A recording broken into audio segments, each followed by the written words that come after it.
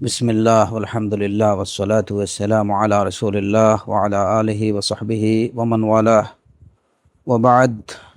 আহিব্বতি ফিল্লাহ, আসসালামু আলাইকুম ওয়া রাহমাতুল্লাহি ওয়া বারাকাতুহু। আমাদের আজকের আলোচনার বিষয়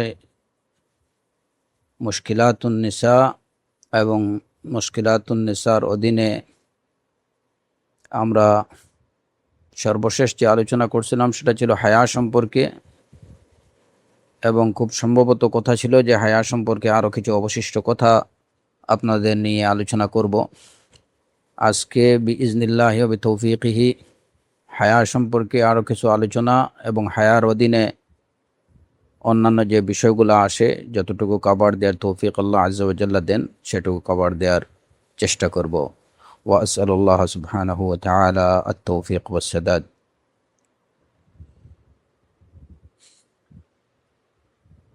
হায়ার বা লজ্জাশীলতার গুরুত্ব সম্পর্কে আমরা ইতিমধ্যে কিছু আলোচনা করেছি,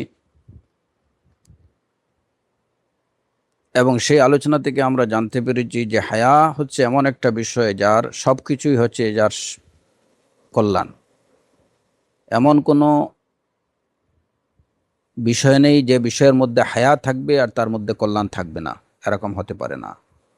যত কাজের মধ্যেই মানুষ লজ্জাশীলতা পোষণ করবে, লজ্জাশীলতা বজায় রাখবে, অবশ্যই তার মধ্যে কল্যাণ থাকবে।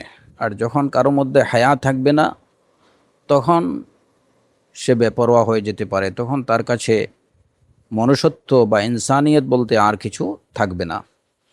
এই কারণেই পূর্ববর্তী আম্বিয়া আলাইহিমুসসালাতু ওয়াসসালামদের দিনের মধ্যে একটা কথা ছিল যে যখন তুমি ইজা লাম তাস্তাহি ফাফআল মা শি'ত, যখন তুমি লজ্জাবোধ করবে না তখন যা ইচ্ছা তাই করো। তো এই লজ্জাশীলতা, এটার মধ্যে কল্যাণ ছাড়া আর কিছু নেই। এই হায়া হচ্ছে ঈমানের অংশ। হায়া ছাড়া ঈমান পরিপূর্ণ হতে পারে না।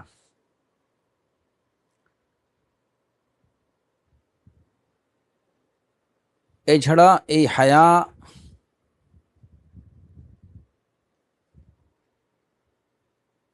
হচ্ছে,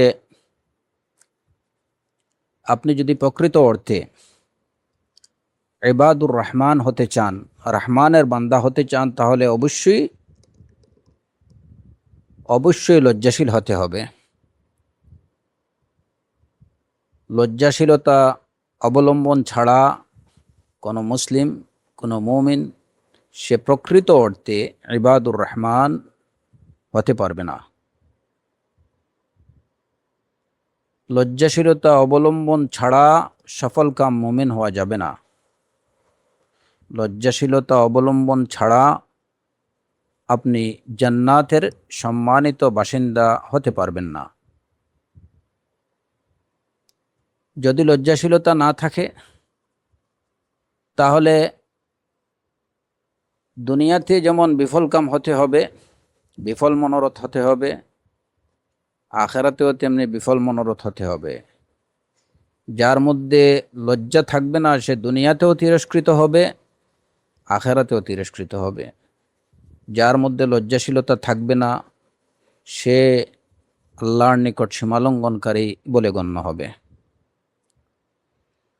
প্রথমত, ইবাদুর রহমান হওয়ার জন্য লজ্জাশীলতা এই গুণ অবশ্যই থাকতে হবে। কোরআনে কারীমে আল্লাহ আজ্জা ওয়া জাল ইবাদুর রহমানের যে গুণাবলী বলে দিয়েছেন তার মধ্যে একটা হচ্ছে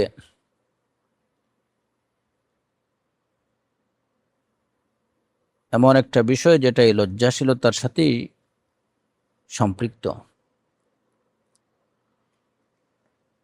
সূরাতুল ফুরকানে আল্লাহ আজ্জা ওয়া জাল্লা বলেছেন, ওয়া ইবাদুর রহমানিল্লাযীনা ইয়ামশুনা আলাল আরদি হাওনা ওয়া ইযা খাতাবাহুমুল জাহিলুনা ক্বালু সালামা ওয়াল্লাযীনা ইয়াবিতুনা লিরাব্বিহিম সুজ্জাদান ওয়া কিয়ামা والذين يقولون ربنا اصرف عنا عذاب جهنم إن عذابها كان غراما إنها ساءت مستقرا ومقاما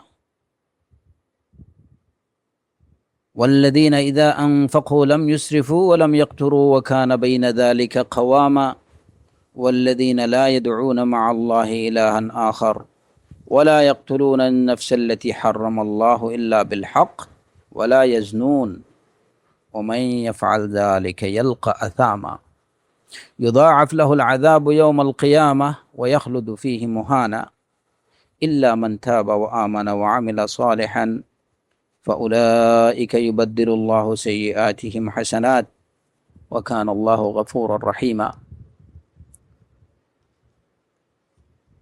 এই আয়াতে ইবাদুর রহমান, আল্লাহর রহমানের ইবাদ বলে যাদেরকে পরিচয় দেওয়া হয়েছে তাদের যে বৈশিষ্ট্যগুলো বর্ণনা করা হয়েছে এর মধ্যে একটা হচ্ছে যে তারা কি করে না, লা ইয়াকতুলুনা আন-নাফস আল্লাতী হারামাল্লাহ ইল্লা বিল হক, অন্যায় অসঙ্গতভাবে যে যাকে হত্যা করা আল্লাহ হারাম করে দিয়েছেন তাকে কেবলমাত্র ন্যায় বা সঙ্গত কারণ ছাড়া তাকে হত্যা করে না। ওয়ালা ইয়াজনুন, এবং তারা ব্যভিচার করে না। আর যারা এরকম কিছু করবে ইয়ালকা আসামা, সে শাস্তির সম্মুখীন হবে। ইয়ালকা আসামা, আসামা মুফাসসিরিনে কেরাম এটার দুইটা অর্থ করেছেন, যে একটা হচ্ছে আসামুন, এটা শাস্তি, আর একটা হচ্ছে আসাম, হচ্ছে জাহান্নামের একটা উপত্যকা। সে জাহান্নামের ওই উপত্যকায় নিপতিত হবে অথবা সে আযাবের সম্মুখীন হবে। তো এই জিনা বা ব্যভিচার এর মূল কারণ হচ্ছে যে যখন একজন মানুষ লজ্জা শরমের মাথা খেয়ে ফেলে, তার মধ্যে লজ্জা শরম বলতে কিছু থাকে না, তখনই সে ব্যভিচারের মতো চরম অপরাধ করতে পারে। লজ্জাশীলতা যদি থাকে তাহলে যাদের মধ্যে লজ্জাশীলতা থাকবে সে কখনো ব্যভিচারের মতো গুনাহে লিপ্ত হতে পারে না। সফলকাম মুমিনদের যে পরিচয় দেয়া হয়েছে ওইখানেও কিন্তু নিজের যৌন অঙ্গ হেফাজতের কথা বলা হয়েছে। আল্লাহ আজ্জা ওয়া জাল বলেছেন, قد أفلح المؤمنون الذين هم في صلاتهم خاشعون والذين هم عن اللغو معرضون والذين هم للزكاة فاعلون والذين هم لفروجهم حافظون إلا على أزواجهم أو ما ملكت أيمانهم فإنهم غير ملومين فمن ابتغى وراء ذلك فأولئك هم العادون। ওইসব মুমিনরা সফলকাম যারা নিজের সালাতের মধ্যে যারা বিনম্র বিনীত, যারা বাজে কাজ থেকে মুখ ফিরিয়ে রাখে, যারা যাকাত প্রদান করে, যারা নিজের যৌন অঙ্গকে হেফাজত করে, তবে কেবলমাত্র নিজেদের স্ত্রীদের অথবা নিজেদের মালিকানাধীন দাসীদের ক্ষেত্রে যদি সেটা করে থাকে তাহলে এর জন্য তারা তিরস্কৃত হবে না। আর এর বাইরে যদি কেউ কিছু করে ফাউলাইকা হুমুল আদুন, তাহলে তারাই সীমালঙ্ঘনকারী হিসাবে গণ্য হবে। তো এই আয়াত থেকে জানা যায় যে যৌন অঙ্গের ব্যবহার যদি স্ত্রী কিংবা নিজের মালিকানাধীন দাসীদের বাহিরে অন্য কোনো ক্ষেত্রে কেউ করে তাহলে সে সীমালঙ্ঘনকারী হিসাবে গণ্য হবে এবং সে মালুমিন বা তিরস্কৃত হবে। এবং কোরআনে কারীমে খুব সম্ভবত সূরাতুল মাআরিজে আল্লাহ আজ্জা ওয়া জাল তার যে সমস্ত বান্দাদের কথা বলেছেন যে যারা জান্নাতে সম্মানিত হবে, তাদের মধ্যে হচ্ছে ওই সমস্ত লোক যে যারা ওয়াল্লাযীনা হুম লিফুরুজিহিম হাফিজুন ইল্লা আলা আজওয়াজিহিম আও মা মালাকাত আইমানুহুম, নিজের যৌন অঙ্গকে হেফাজত করে তবে কেবলমাত্র নিজেদের স্ত্রীদের অথবা অধিকারভুক্ত দাসীদের ক্ষেত্র ব্যতীত। তো এই যে যৌন অঙ্গের হেফাজত কিংবা এর অপব্যবহার, যৌন অঙ্গের হেফাজত তাদের দ্বারা করা সম্ভব যারা নিজের মধ্যে হায়া পোষণ করবে, লজ্জা পোষণ করবে আর এটার দুর্ব্যবহার বা অপব্যবহার তারাই করবে যাদের মধ্যে হায়া থাকবে না।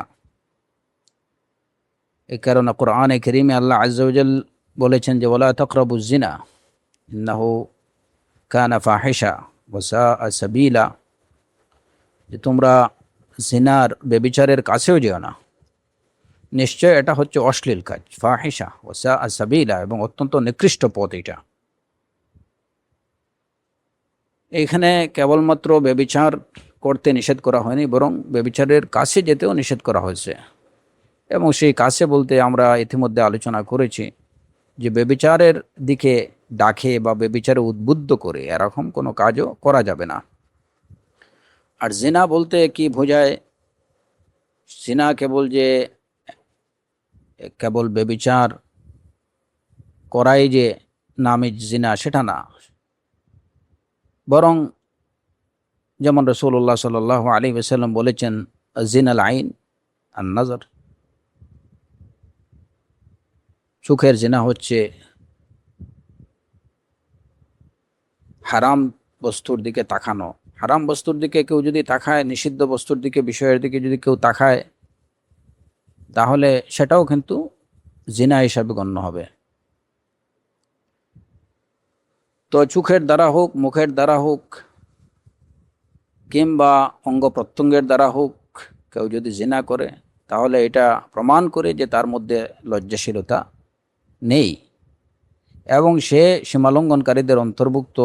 সে তিরস্কৃত, দুনিয়াতেও তিরস্কৃত এবং পরকালেও সে হবে তিরস্কৃত, এবং সে ইবাদুর রহমানের অন্তর্ভুক্ত হতে পারবে না, সে সফলকাম মুমিন হতে পারবে না। তবে ইল্লা মান তাবা ওয়া আমানা ওয়া আমিলা সালিহা ফাউলাইকা ইউবাদদিলুল্লাহু সাইয়্যাতিহিম হাসানাত, যদি কেউ এই কাজ থেকে একদম টোটালি যদি ফিরে আসে, ঈমান আনে এবং আমলে সালেহ করে, প্রকৃত অর্থে যদি সে তওবা করে, ঈমান আনে, আমলে সালেহ করে, তাহলে আল্লাহ আযজা ওয়া জাল তার মন্দ কাজগুলোকে ভালো কাজ দিয়ে পরিবর্তন করে দিবেন। ফাউলাইকা ইউবাদদিলুল্লাহু সাইয়্যাতিহিম হাসানাত ওয়া কানাল্লাহু গফুরুর রহিমা। কিন্তু এই মন্দ কাজ ভালো কাজ দিয়ে পরিবর্তনের জন্য শর্ত কি? তাকে অবশ্যই তওবা করতে হবে। তওবা বলতে কি? যে অবশ্যই এরকম কাজ, অশ্লীল কাজ, বেহায়াপনা, এটাকে পরিপূর্ণরূপে বর্জন করতে হবে এবং আল্লাহর প্রতি দৃঢ় বিশ্বাসী হতে হবে এবং তাকে অবশ্যই নেক আমল করতে হবে। তো এই নেক আমলগুলো তার এই যে মন্দ কর্মগুলোকে, নেক আমল দ্বারা আল্লাহ আযজা ওয়া জাল তার মন্দ কর্মগুলোকে মিটিয়ে দেবেন, পরিবর্তন করে দেবেন। যে কারণে এই যে ফাহিশা বা অশ্লীল কাজগুলোর উৎপত্তি বেহায়াপনা থেকেই। যে কারণে লজ্জাবোধ বা লজ্জাশীলতা অবলম্বন করা, এটা প্রতিটি মুসলমান এবং এমনকি প্রত্যেকটা ইনসানিয়তের জন্য, প্রত্যেকটা মানুষের জন্য এটা খুবই প্রয়োজন। একটা সুশীল, সুন্দর, সুষ্ঠু সমাজ বিনির্মাণের অন্যতম শর্ত হলো ওই সমাজের অধিবাসীদের মধ্যে লজ্জা থাকতে হবে। যদি লজ্জা না থাকে কোনো সমাজের অধিবাসীদের মধ্যে, তাহলে ওই সমাজের ধ্বংস, অধঃপতন এটা অনিবার্য, এটাকে কেউ ঠেকিয়ে রাখতে পারবে না। ইবনে মাসউদ রাদিয়াল্লাহু আনহুর আজ থেকে একটা আসর বর্ণিত আছে, তিনি বলেছেন যে মা যাহারার রিবা ওয়াজ জিনা ফি কারিয়াহ ইল্লা আদিনাল্লাহু বিইহলাকিহা, যে কোনো জনগোষ্ঠীতে বা জনপদে কোনো এলাকায় যদি সুদ এবং ব্যভিচার প্রকাশ পায়, তাহলে ওই জনপদকে আল্লাহ আযজা ওয়া জাল ধ্বংস করে দেওয়ার নির্দেশ দেন। এবং এই বেহায়াপনার যে কুপ্রভাব বা তার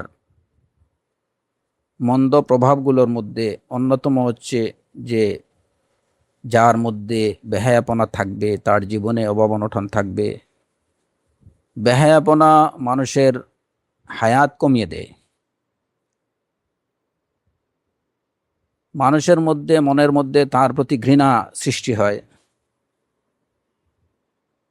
এবং তার বেহায়াপনা যে অবলম্বন করে, যে ব্যভিচার করে, বেহায়াপনা করে, তার মনের মধ্যে দুশ্চিন্তা, ভয়, ভীতি এইগুলা খুব বেশি কাজ করে। তো এর কুপ্রভাব সর্বক্ষেত্রে, দুনিয়াতে যেমন আখেরাতে যেমন। এটা ব্যক্তি জীবনের জন্য বেহায়াপনা এটা যেমন চরম ক্ষতিকর, তেমনি এটা সমাজের জন্য চরম ক্ষতিকর। কারণ ব্যক্তি জীবনে যার মধ্যে বেহায়াপনা থাকবে, একটা বেহায়া লোক, তার জীবনে অভাব অনটন লেগেই থাকবে, মানুষের মনে তার প্রতি ক্রোধ থাকবে, ক্ষোভ থাকবে, হ্যাঁ, তারপরে তার তার নিজের, সে সব সময় নানা ধরনের টেনশনের মধ্যে থাকবে, তার মনের মধ্যে ভয় ভীতি কাজ করবে। সেই ভয়ভীতি যে এটা যে আল্লাহর প্রতি ভয়ভীতি না, ভয়ভীতি মানে দুনিয়ার প্রতি, মানুষের প্রতি, মখলুকের প্রতি তার মনের মধ্যে ভয়ভীতি কাজ করবে। হুম।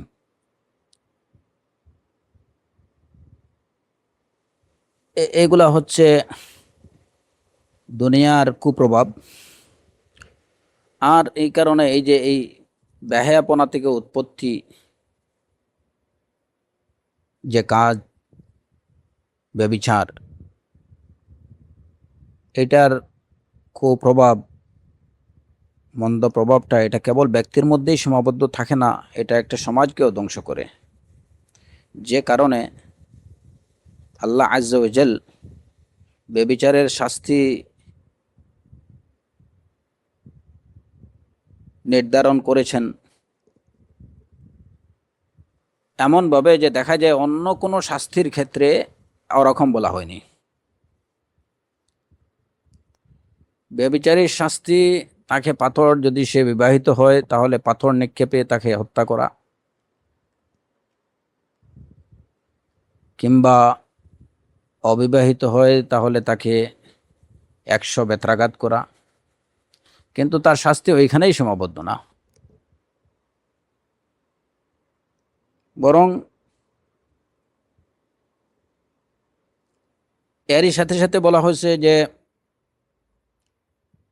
এদের শাস্তি দেখে কেউ যেন মনের মধ্যে কোনো রকম অনুকম্পা বোধ না করে, তাদের প্রতি কোনো দরদ বা কোনো সহানুভূতি প্রকাশ না করে। ওয়ালা তাখুযকুম বিহিমা রাফাতুন ফি দীনিল্লাহ।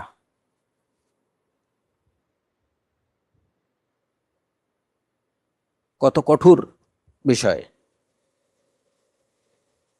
যে এই ব্যভিচারের শাস্তি যারা পাচ্ছে, যখন দেয়া হয়, শাস্তি প্রয়োগ করা হয় ব্যভিচারীদের উপরে, তখন তাদের এই শাস্তি দেখে তাদের প্রতি যেন কারো মনের মধ্যে কোনো সহানুভূতি বা অনুকম্পা কেউ যেন পোষণ না করে।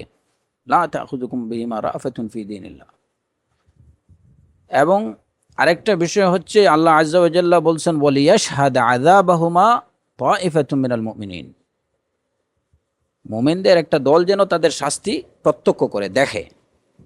মুমিনদের একটা দল, তাদেরকে যখন, তাদের উপরে যখন শাস্তি প্রয়োগ করা হবে, শরীয়ত নির্ধারিত শাস্তি যখন ব্যভিচারীর উপরে প্রয়োগ করা হবে, তখন এই শাস্তিটা যেন মুমিনদের একটা দল প্রত্যক্ষ করে।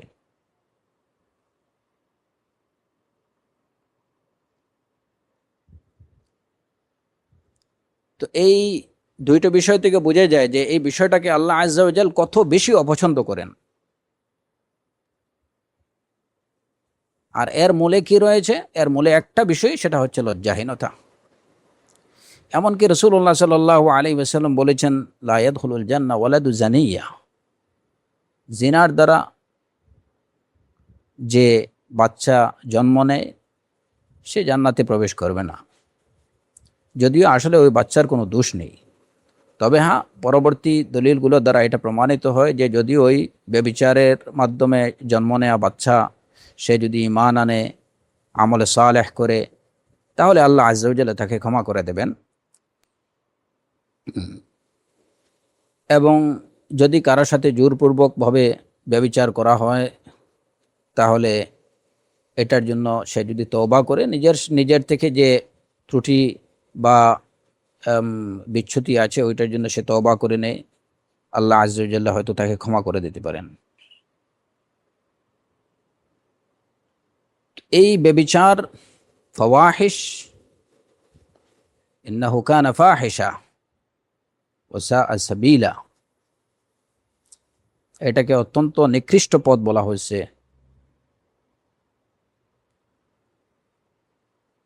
আল্লাহ আজ্জা ওয়া জাল্লার কাছে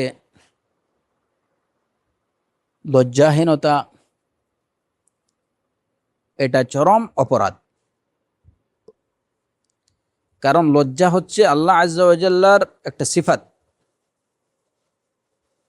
লজ্জাশীলতা এটা আল্লাহ আজ্জা ওয়া জাল্লার একটা সিফাত, এবং আমরা জানি যে আল্লাহ আজ্জা ওয়া জাল্লা যে সিফতে বা যে গুণে নিজেকে গুণান্বিত করেছেন, ওই গুণটা হচ্ছে একটা পরিপূর্ণ, উন্নত এবং পরিপূর্ণ গুণ। যদি হায়া এটা একটা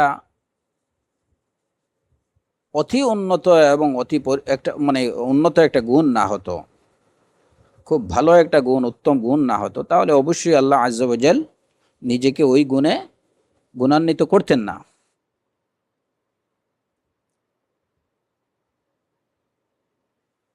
ইন্নাল্লাহা হাইয়্যুন, তিনি অত্যন্ত লজ্জাশীল।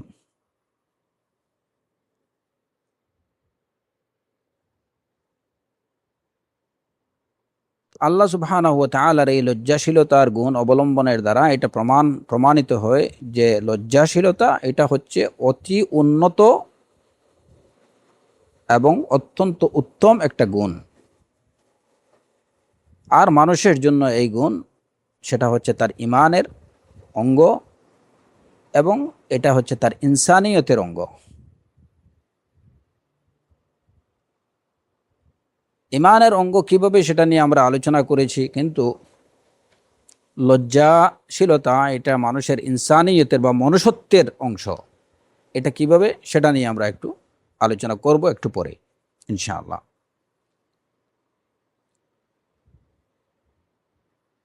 খুব সম্ভবত গত আলোচনায় আমি এটুকু বলেছি যে লজ্জাশীলতা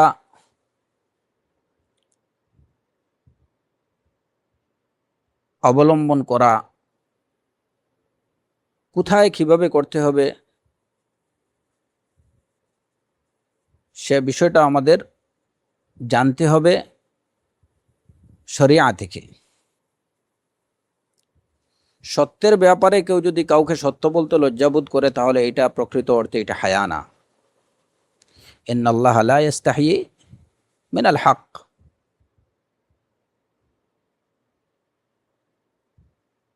ইন্নাল্লাহা লা ইস্তাহয়ি আন ইয়াদরিব মাসালান মা বাউদাতান ফামা ফাওকাহা। আল্লাহ আজ্জা ওয়া জাল্লার মধ্যে এই লজ্জাশীলতার গুণ পরিপূর্ণরূপে বিদ্যমান থাকা সত্ত্বেও তিনি সত্যের ক্ষেত্রে কোনো ধরনের সত্যটা বলে জানিয়ে দেওয়ার বিষয়ে কোনো ধরনের লজ্জাবোধ করেন না। সত্যের উদাহরণ দিতে যেয়ে তিনি লা ইস্তাহি আন ইয়াদরিব মাসালান মা বাউদাহ ফামা ফাওকাহা, একটা মাকড়সার উদাহরণ দিতেও তিনি লজ্জাবোধ করেন না। তাহলে এসব থেকে জানা যায় যে সত্যের ব্যাপারে মুখ বন্ধ রাখা কিংবা সত্যের ক্ষেত্রে কোনো ধরনের লজ্জাবোধ নেই। সত্যটাকে সত্য বলতেই হবে। এই ক্ষেত্রে যে এখন হয়তো আপনার সামনে, চোখের সামনে আপনার বাবা একটা মন্দ কাজ করতেছেন, এই ক্ষেত্রে কেউ যদি লজ্জাবোধ করে যে আমি আমার বাবাকে কিভাবে বলি যে আপনি এই কাজ করেন না, এইটার নাম লজ্জাশীলতা না, বরঞ্চ এটা হচ্ছে বোবা শয়তানের কাজ। আস-সাকিত আনিল হক শয়তানুন আখরাস, এটা বোবা শয়তানের কাজ।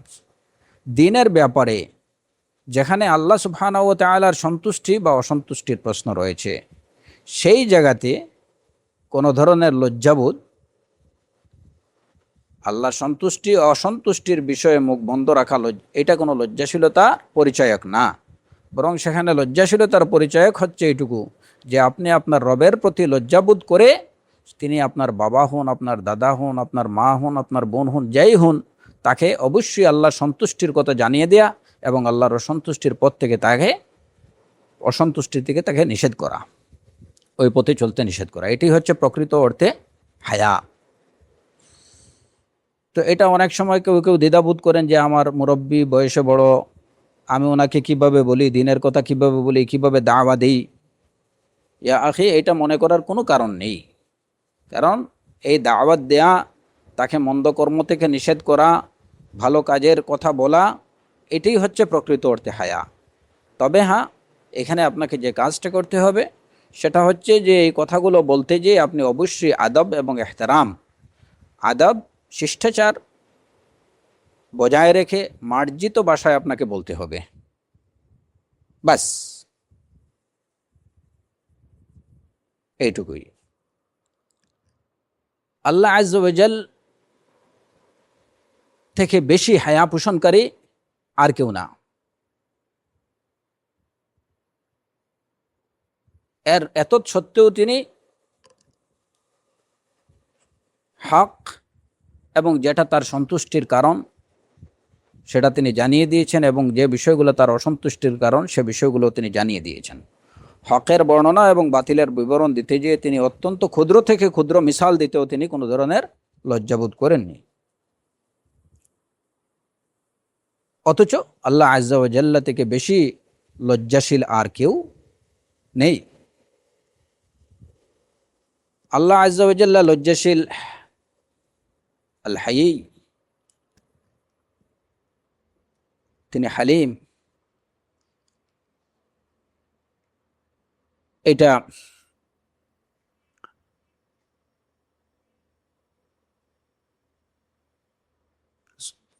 যে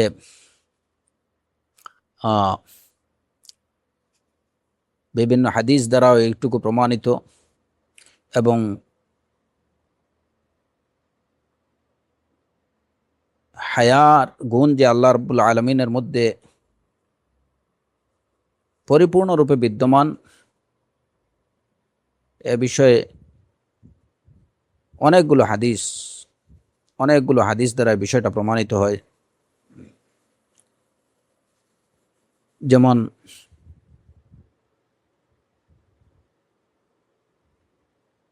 হাদিসে কুদসিতে আল্লাহ আজ্জা ওয়া জাল্লা বলেছেন, ইন্নী লা আস্তাহয়ি আন উআযযিবা যা শাইবাতান ফিল ইসলাম। ইসলামে বৃদ্ধ হয়েছে এরকম লোককে শাস্তি দিতে, ইসলামের উপরে বৃদ্ধ হয়েছে এরকম লোককে শাস্তি দিতে আমি লজ্জা বোধ করি। বান্দা যখন আল্লাহর কাছে হাত উঠায় প্রার্থনা করে, তখন তার হাতকে খালি হাতে ফিরিয়ে দিতে আল্লাহ লজ্জা বোধ করেন।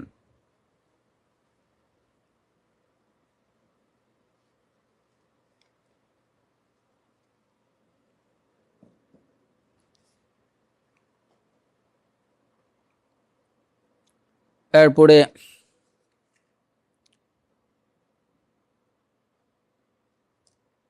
যেমন হাদিসে রাসূল আল্লাহ সুবহানাহু ওয়া তাআলার একটা গুণ বা একটা সিফত বর্ণনা করা হয়েছে, আল হায়ী,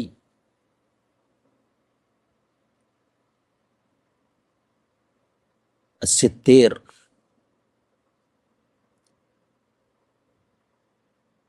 যেমন আবু দাউদের হাদিস এবং সহিহ হাদিস যে একবার রাসূল সাল্লাল্লাহু আলাইহি ওয়াসাল্লাম এক পথ দিয়ে যাচ্ছিলেন, তো একজন লোককে দেখলেন যে তিনি গোসল করতেছেন। তো তিনি বললেন, ইয়া আইয়ুহান নাস ইন্নাল্লাহা হায়িয়্যুন হালিমুন সিত্তিরুন ইউহিব্বুল হায়া ওয়াস সিতর ফাইযা ইগতাসালা আহাদুকুম ফালিয়াতাওয়ারা আন আয়ুনিন নাস। যে হে মানব সমাজ, অবশ্যই আল্লাহ পরম লজ্জাশীল, পরম সংবরণকারী, ধৈর্যশীল এবং সিদ্ধির গোপনীয়তা রক্ষাকারী। তিনি হায়া এবং গোপনীয়তা রক্ষাকে পছন্দ করেন। ইউহিব্বুল হায়া ওয়াস সিতর। অতএব ফাইযা ইগতাসালা আহাদুকুম ফালিয়াতাওয়ারা আন আয়ুনিন নাস, তোমাদের মধ্যে যে কেউ যখন গোসল করবে সে যেন মানুষের চোখ থেকে পর্দার আড়াল অবলম্বন করে।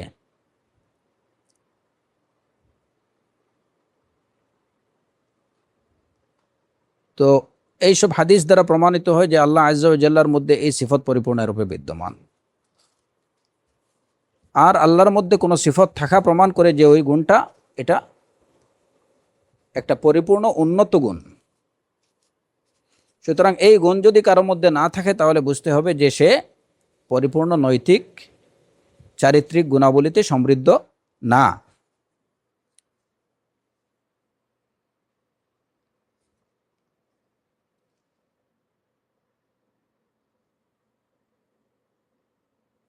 সাদ ইবনে উবাদা রাদিয়াল্লাহু আনহু থেকে বর্ণিত হাদিস,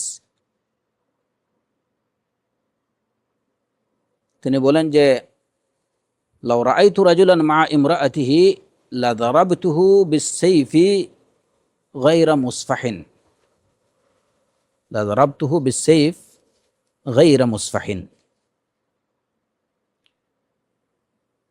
সাদ ইবনে উবাদা রাদিয়াল্লাহু বলেন যে আমি যদি দেখি যে আমার স্ত্রীকে অন্য কোনো লোকের সাথে, লাউ রাআইতু রাজুলান মা ইমরাআতি, আমি অন্য কোনো ব্যক্তিকে যদি আমি আমার স্ত্রীর সাথে দেখি, লা দারাবতুহু বিস-সাইফি গায়রা মুসফাহিন, তাহলে আমি তাকে হত্যা করব, তলোয়ার দিয়ে তাকে হত্যা করব, কিন্তু তলোয়ারের ওই যে ধার সাইড দিয়ে না, গায়রু মুসফাহিন মানে তলোয়ারের উল্টো সাইড দিয়ে,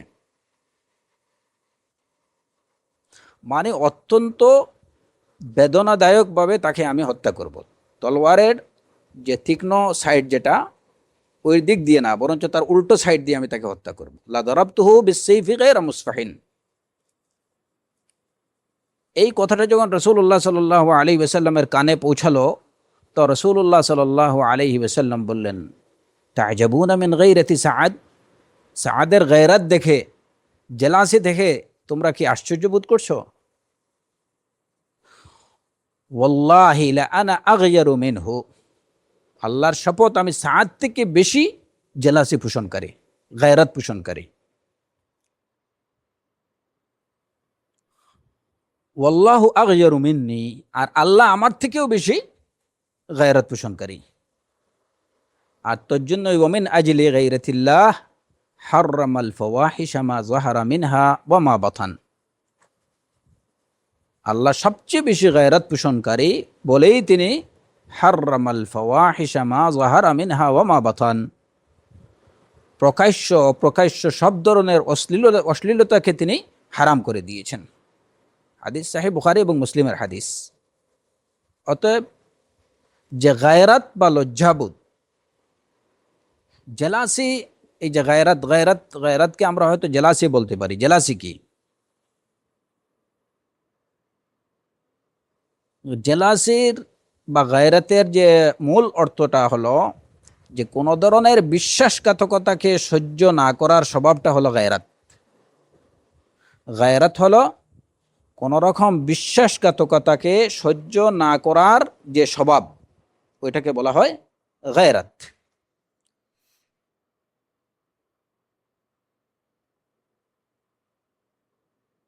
বা জেলাসি। আর এই জেলাসিকে আমরা এভাবেও বুঝতে পারি যে আসলে জেলাসিটা হচ্ছে কি বলবো, গায়রাতটা হলো যে স্বার্থ সংরক্ষণে খুবই যত্নশীল, স্বার্থ সংরক্ষণে সতর্কভাবে যত্নশীল,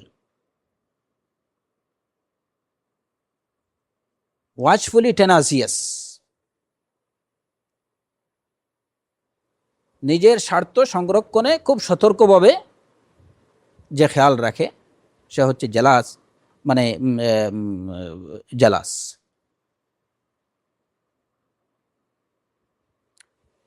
এইটা হচ্ছে গায়রাতের অর্থ। তো দুইটা অর্থই কিন্তু এই ক্ষেত্রে প্রযোজ্য। ওয়াল্লাহু আগয়ার মিন্নি, রাসূল সাল্লাল্লাহু আলাইহি ওয়াসাল্লাম সাআদ ইবনে উবাদা রাদিয়াল্লাহু আনহুর ওই কথা শুনে বললেন যে আমি ওয়াল্লাহি লা আনা আগয়ারু মিনহু, আমি সাআদ থেকে বেশি গায়রাত পোষণকারী, আর আল্লাহ আযজা ওয়া জাল আমার থেকে বেশি গায়রাত পোষণকারী, যে কারণেই তিনি প্রকাশ্য অপ্রকাশ্য সর্বপ্রকার অশ্লীলতাকে হারাম করে দিয়েছেন। তো এই গায়রাতের মধ্যে দুইটা অর্থ, যে বিশ্বাসঘাতকতা পোষণ, বিশ্বাসঘাতকতাকে সহ্য না করার যে স্বভাব, যে কোনো রকম বিশ্বাসঘাতকতা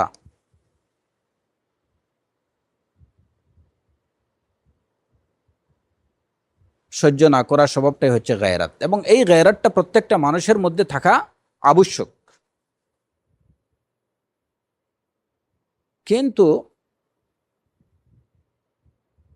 আমাদের কাফের মুশরিকদের কথা আমরা বাদে দিলাম, মুসলমানদের মধ্যেও এই হায়া এবং গায়রাত, এই দুইটার মধ্যে পার্থক্য। হায়া যেটা, এটা তো হচ্ছে সরাসরি যে লজ্জাশীলতা, আর গায়রাতটা হচ্ছে এই যে তার দুইটা অর্থ, যদি যে কোনো একটা অর্থই আমরা নেই বা দুইটা অর্থ নিতে পারি, যে বিশ্বাসঘাতকতা সহ্য না করার স্বভাব, কিংবা এই যে নিজের স্বার্থ সংরক্ষণে সতর্কভাবে যত্নশীল হওয়া, এই দুইটা স্বভাবই কিন্তু হায়া এবং গায়রাত দুইটাই কিন্তু মুসলমানদের মধ্যে দুইটারই খুব অভাব দেখা যায়। হায়ার বিষয়টা তো এটা আমাদের সবার সামনে এটা পরিষ্কার যে আজকে মুসলমান সমাজে, মুসলমানদের মধ্যে যে হায়ার তো হাহাকার পড়ে গেছে, গায়রাতের বিষয়টাও তদ্রূপ।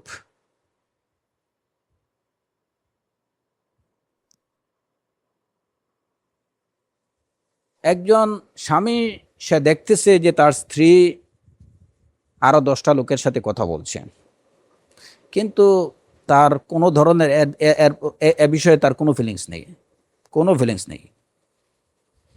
স্ত্রী মেয়ে সন্ধ্যাবেলায় বেরিয়ে গেল, রাত 12টার দিকে বাসায় ফিরলো, কোথায় গেল, কি করলো, ওই বিষয়ে তার কোনো মাথা ব্যথা নেই, কিংবা ওই বিষয়ে তার কোনো জানার আগ্রহ বা প্রয়োজন সে আদৌ মনে করছে না।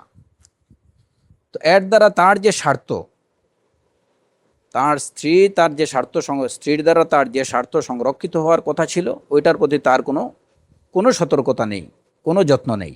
যা ইচ্ছা তাই করো, ওর প্রয়োজন হয়েছে ও বের হয়ে গেছে, মেয়ের প্রয়োজন হয়েছে মেয়ে বের হয়ে গেছে, স্ত্রীর প্রয়োজন হয়েছে স্ত্রী বের হয়ে গেছে। এখন বেচারার যখন প্রয়োজন হয় সেও বেরিয়ে যাবে, কেউ কাউকে কিছু জিজ্ঞেস করবে না। এটা হচ্ছে যে তাদের আমার ব্যক্তিগত লাইফে কেউ কারো ইন্টারফেয়ার করবে না, এই স্বাধীনতা। এই এই যে মন মানসিকতা, এটা প্রমাণ করে যে আজকে মুসলমান দাবিদারদের থেকে হায়া যেমন বিদায় নিয়েছে, তেমনিভাবে গায়রাতটাও বিদায় নিয়েছে। বেশিরভাগ মুসলমানদের মধ্যে এ সমস্ত বিষয়ে সে একদম উদাসীন, যে এটা কোনো ব্যাপারই না। মেয়ে কখন বেরিয়ে গেল, কখন ফিরে আসলো, স্ত্রী কার সাথে কথা বললো, কার সাথে টেলিফোন করতেছে, হ্যাঁ, কার সাথে বসতেছে, খুশ গল্প করছে, এগুলা নিয়ে কোনো মাথা ব্যথা নেই। সুতরাং হায়া যেমন নেই, গায়রাতও নেই। তাহলে আর বাকি রইল কি? তাহলে যা ইচ্ছা তাই করো। ইযা লাম তাখশা আকিবাতাল লায়ালি ওয়া লাম তাস্তাহি ফাফআল মা তাশা। তো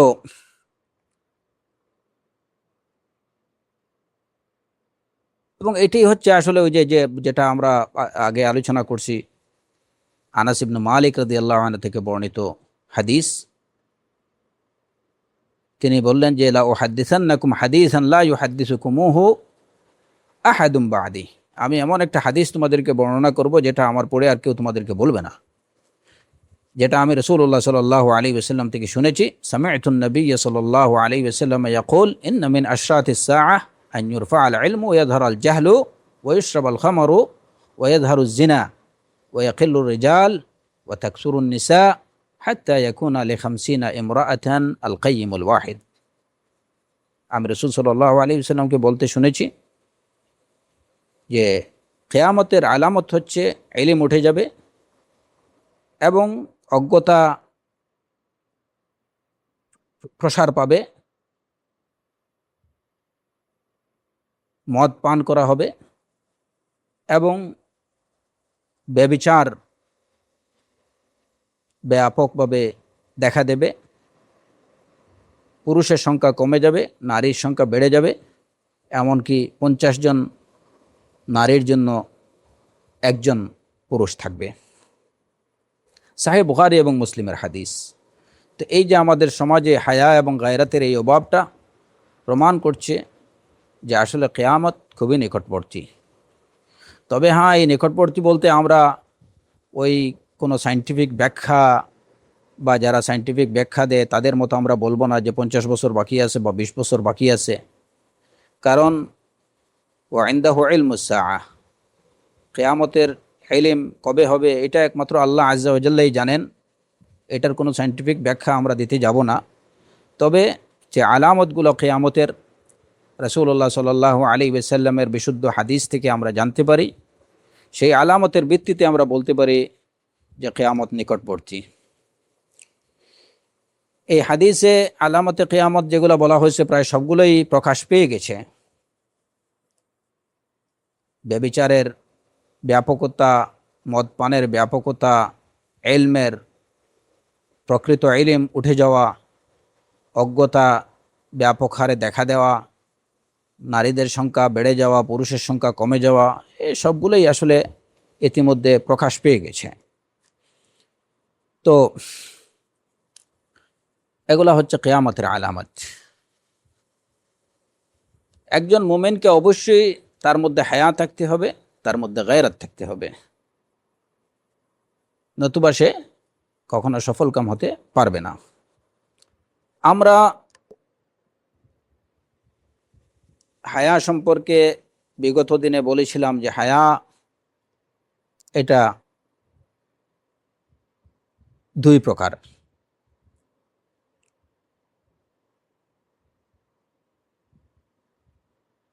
একটা হায়া হচ্ছে হায়া মানুষের প্রতি লজ্জাশীলতা, আরেকটা হচ্ছে আল্লাহর প্রতি লজ্জাশীলতা। মানুষের প্রতি লজ্জাশীলতা, আল হায়া মিনান নাস, মানুষের প্রতি লজ্জাশীলতা পোষণ করা কিভাবে করা হবে? মানুষের প্রতি লজ্জাশীলতা পোষণ করা হচ্ছে যেটা ওই ফাকিহ আবুল লাইস আস-সামারকান্দি রাহিমাহুল্লাহ তিনি বলেছেন যে মানুষের প্রতি মানুষের লজ্জাশীলতা এটা হলো যে হারাম বস্তু থেকে বা নিষিদ্ধ বস্তু থেকে চোখ ফিরিয়ে রাখার মাধ্যমে। এটা হচ্ছে মানুষের প্রতি মানুষের লজ্জাশীলতা। হারাম বস্তু থেকে চোখ ফিরিয়ে রাখা, এটাই হচ্ছে মানুষের প্রতি মানুষের লজ্জাশীলতা। আর আল হায়া মিন আল্লাহ, আল্লাহর প্রতি লজ্জাশীলতা, সেটা কি? আল্লাহর প্রতি লজ্জাশীলতা হলো যে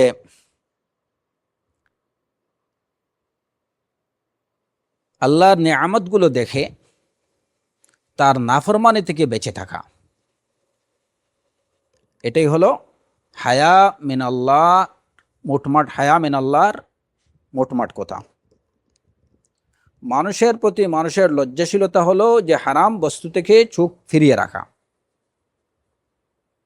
আর আল্লাহর প্রতি লজ্জাশীলতা হচ্ছে নিজের প্রতি আল্লাহর দয়া এবং অনুকম্পাগুলো, আল্লাহর নিয়ামতগুলো দেখে তার নাফরমানি থেকে বেঁচে থাকা, যেটা সাইয়্যিদুল ইস্তিগফারের মধ্যে রাসূলুল্লাহ সাল্লাল্লাহু আলাইহি ওয়াসাল্লাম বলছেন, আবু উলাকা বিনিআমাতিকা আলাইয়া ওয়া আবু বিযামবি।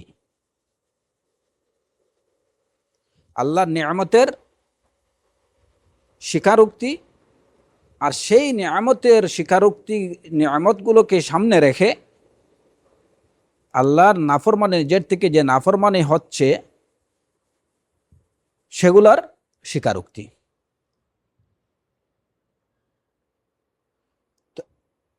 যখন বান্দা তার প্রতি আল্লাহর নিয়ামত, আল্লাহর দয়া, আল্লাহর অনুকম্পাগুলো সে উপলব্ধি করবে, দেখবে, আর অন্যদিকে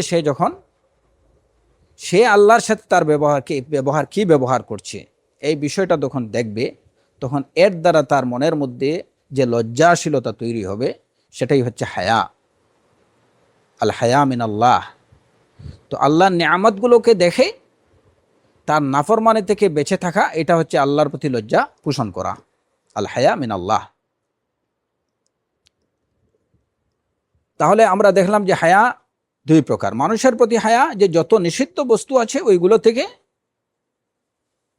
চোখ ফিরিয়ে রাখা। এখন কারো আওরা হোক, কারো মন্দ কিছু হোক, ওইগুলোর দিকে উকি ঝুঁকি মেরে না দেখা।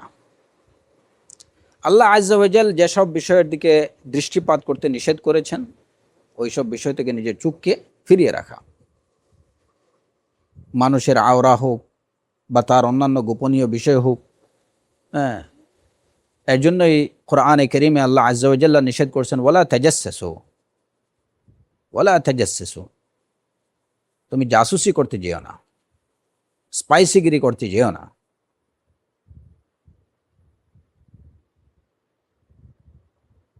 এবং কুল লিল মুমিনিনা ইয়াগুদ্দু মিন আবসারিহিম, আল্লাহ আযজা ওয়া জাল কোরআনে কারীমে তার নবীকে নির্দেশ দিচ্ছেন যে আপনি মুমিনদেরকে বলুন তারা যেন নিজের চোখকে সংযত রাখে। এই চোখকে হারাম বিষয় থেকে সংযত রাখা, এটা হচ্ছে আল হায়া মিনান নাস। এই হায়া কিভাবে অর্জিত হয়? মানুষের মধ্যে এই যে লজ্জাশীলতা, এই গুণটা কিভাবে মানুষ অর্জন করতে পারে? এটা দুইভাবে অর্জন করতে পারে। প্রথমত, আল্লাহ আযজা ওয়া জাল সৃষ্টিগতভাবে বা স্বভাবজাতভাবেই মানুষের মধ্যে হায়া দিয়ে রেখেছেন। একটা হচ্ছে সৃষ্টিগতভাবে প্রাপ্ত হায়া, আর আরেকটা হচ্ছে অর্জিত হায়া, হায়ার যে গুণ মানুষ নিজে অর্জন করে। তো সৃষ্টিগতভাবে যেখানে আল্লাহ আযজা ওয়া জাল মানুষের স্বভাবের মধ্যেই তার স্বভাবজাতভাবে তাকে একটা হায়া দিয়ে সৃষ্টি করেছেন, যে কারণে আল হায়া মিনাল্লাহ অথবা আল হায়া মিনান নাস অবলম্বনের জন্য মানুষকে খুব একটা কষ্ট করার প্রয়োজন হয় না। সে শুধুমাত্র তার ফিতরাতে সালিমাকে যদি কাজে লাগায়, তাহলেই সে মানুষের প্রতি লজ্জাশীলতা পোষণ করতে পারবে এবং সে আল্লাহ আযজা ওয়া জাল্লার প্রতি লজ্জাশীলতা পোষণ করা তার জন্য খুবই সহজ হবে। কারণ কি, যে তার ফিতরাতের মধ্যেই ওই হায়া আল্লাহ আযজা ওয়া জাল্লা দিয়ে রাখছেন, যে কারণে হায়ার গুণ অর্জন করা, হায়ার গুণে গুণান্বিত হওয়া, এটা মোটেও কঠিন কোনো কাজ না, যদি সে তার ফিতরাতে সালিমাকে কাজে লাগায়। এখন প্রশ্ন হলো যে যেহেতু মানুষ স্বভাবজাত মানুষের মধ্যে হায়া আছে, তাহলে কেন মানুষ বেহায়া হয়, বেশরম হয়, বেলজ্জা হয়? এর কারণ হলো যে যখন মানুষ তার ফিতরাতে সালিমা থেকে তার পরিবেশ পরিস্থিতির কারণে সে সরে যায়, তখনই ওই গুণকে সে হারিয়ে ফেলে এবং তখনই সে একদম আসফালা সাফিলিনের পর্যায়ে পৌঁছে যায়। যেমন আল্লাহ আযজা ওয়া জাল প্রতিটি নবজাতককে সৃষ্টি দেন ফিতরাতের উপরে, কুল্লু মাউলুদিন ইউলাদু আলাল ফিতরা, কিন্তু তার বাবা মা তাকে এরপরে ইহুদি বানায়, নাসরানি বানায়, অথবা তাকে মাজুসি বানায়। তার বাবা মা বা তার পরিবেশ পরিস্থিতি এগুলোর কারণে সে তার ওই ফিতরাতে সালিমা থেকে, যে ফিতরাতের উপরে আল্লাহ আযজা ওয়া জাল্লা তাকে সৃষ্টি করছেন, সে ওই ফিতরাত থেকে দূরে সরে যায়, সে অন্য কিছু অবলম্বন করে। ঠিক এমনিভাবে মানুষের ফিতরার মধ্যে স্বভাবজাত আল্লাহ আযজা ওয়া জাল্লা তার মধ্যে হায়া দিয়ে রাখছেন। সে যখন স্বেচ্ছায় ওই গুণকে বর্জন করে, তখনই তার এবং পশুর মধ্যে আর কোনো পার্থক্য থাকে না।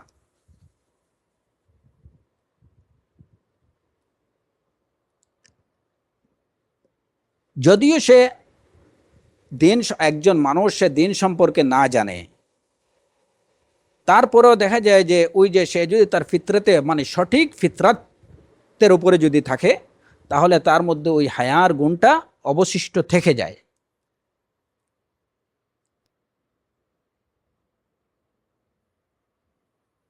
সহিহ বুখারীতে আমর ইবনে মাইমুন আল আদওয়ী থেকে বর্ণিত, তিনি বলেন যে জাহিলিয়াতে আমি দেখলাম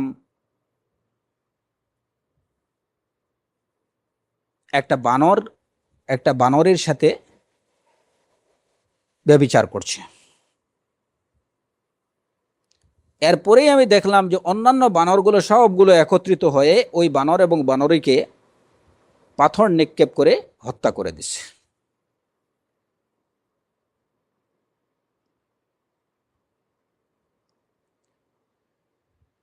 এই ঘটনা থেকে কি বোঝা যায়? যে কেবলমাত্র মানুষের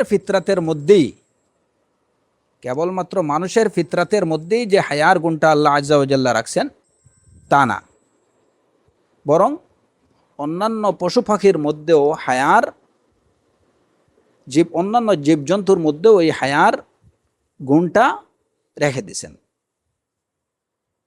তো যেখানে অন্যান্য জীবজন্তুর মধ্যে এই গুণটা আছে, সেখানে তো অবশ্যই ফিতরাতান কিংবা স্বভাবজাতভাবে মানুষের মধ্যে সেই হায়াটা আল্লাহ আজ্জা ওয়া জাল্লা তো অবশ্যই রাখছেন। আমর ইবনে মাইমুন আল আদওয়ির এই ঘটনা, যে দেখলেন যে একটা বানরের সাথে ব্যভিচার করছে, এই ঘটনা দেখে অন্যান্য বানরগুলো তাকে পাথর নিক্ষেপে হত্যা করছে। তাহলে অশ্লীলতা দেখা যায় যে অন্যান্য জীবজন্তুর মধ্যেও সেটা কিনা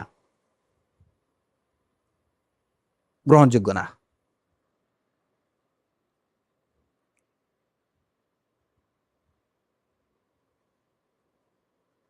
একজন মানুষ, এই যে ফিতরাতের মধ্যে মানুষের লজ্জা রয়েছে, যে কারণে দেখা যায় যে যখনই একজন মানুষ কোনো মন্দ কর্ম করতে যায়, তখন যদি তার মধ্যে ন্যূনতম মানে সঠিক বিবেক থাকে, তাহলে সে কিছুটাও লজ্জাবোধ করে। যদিও তার মধ্যে সে দিন বর্জিত, দিন বিমুখ, কিন্তু তারপরেও কিছুটা তার মধ্যে লজ্জা কাজ করে।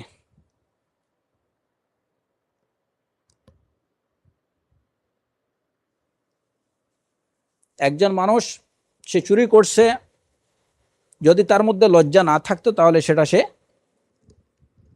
প্রকাশ্যেই করতে পারতো, কিংবা চুরি করার পরে এসে বলতে পারতো যে এইমাত্র চুরি করে এলাম। যার মধ্যে ন্যূনতম জ্ঞান বুদ্ধি, বিবেক বুদ্ধি থাকে, সেও কমে বেশি লজ্জাবোধ করে কোনো অপকর্ম করতে যেয়ে কিংবা কোনো নিষিদ্ধ কাজ করতে যেয়ে। এবং এটি প্রমাণ করে যে তার যে হায়া, এটা মানুষের ফিতরা বা স্বভাবজাত একটা গুণ। যদিও সে দিন সম্পর্কে জানেনি, তথাপি তার মধ্যে এই গুণটা কাজ করছে। কিন্তু আমাদের এই সভ্য সমাজে আল্লাহ আজ্জা ওয়া জাল্লার দেয়া এই স্বভাবজাত গুণটাকে মানুষ ইচ্ছাপূর্বক এটাকে বর্জন করছে, যে কারণে দেখা যায় যে পশু জীবজন্তুরা যে কাজে লজ্জা পায়, মানুষরা সেই কাজে লজ্জা পাচ্ছে না, এবং অনেকগুলো অপকর্ম বা কুকর্ম করে সে বুক ফুলিয়ে এসে সেটা বন্ধু বান্ধবের সাথে গল্প করে।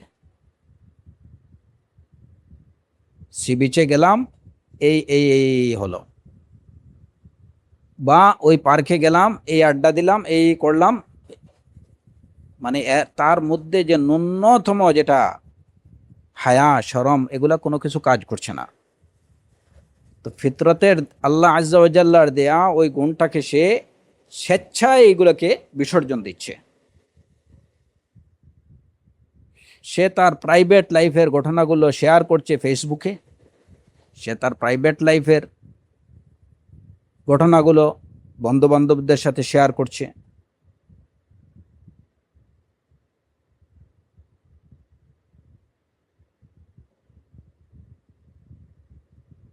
এই কারণে মানুষ যখন তার স্বভাবজাত গুণ থেকে বর্জিত হয়ে যায়, এগুলোকে বর্জন করে বিসর্জন দেয়, তখন সে জীবজন্তু থেকেও আরো নিকৃষ্ট হয়ে যায়।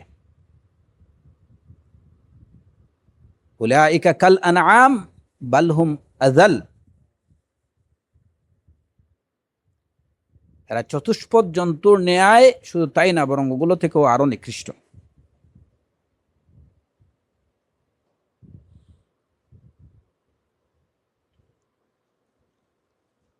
তো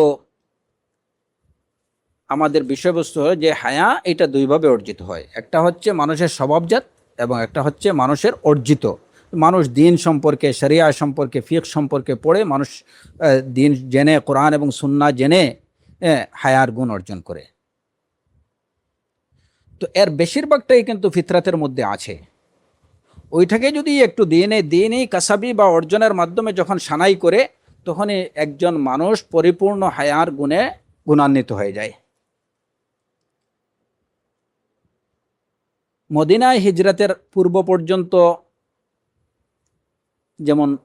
যেমন পর্দার কোনো হুকুম তখন পর্যন্ত নাজিল হয়নি, কিন্তু দেখা যায়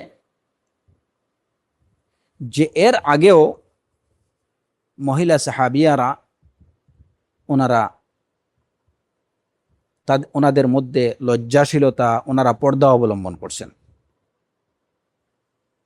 এটা কিসের ভিত্তিতে? ওই যে হায়ার গুণ তাদের ফিতরতের মধ্যে আল্লাহ আজ্জা ওয়া জাল্লা দিয়েছেন, ওইটার ভিত্তিতেই তারা সেটা করছেন।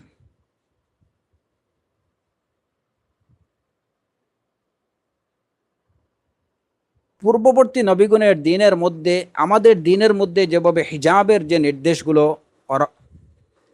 নির্দেশ যেভাবে বিদ্যমান, পূর্ববর্তী নবীদের শরিয়াতে হিজাবের নির্দেশগুলো অভাবে বিদ্যমান ছিল না। কিন্তু তারপরেও দেখা যায় যে ওই যে ফিতরাতান আল্লাহ আজ্জা ওয়া জাল মানুষের মধ্যে হায়ার যে গুণ রেখে দিয়েছেন, এরই পরিপ্রেক্ষিতে আম্বিয়া আলাইহিমুসসালাতু ওয়াসসালাম এবং তাদের পরিবারের মুমিন সদস্যরা ওই হায়া অবলম্বন করেছেন, পর্দা অবলম্বন করেছেন।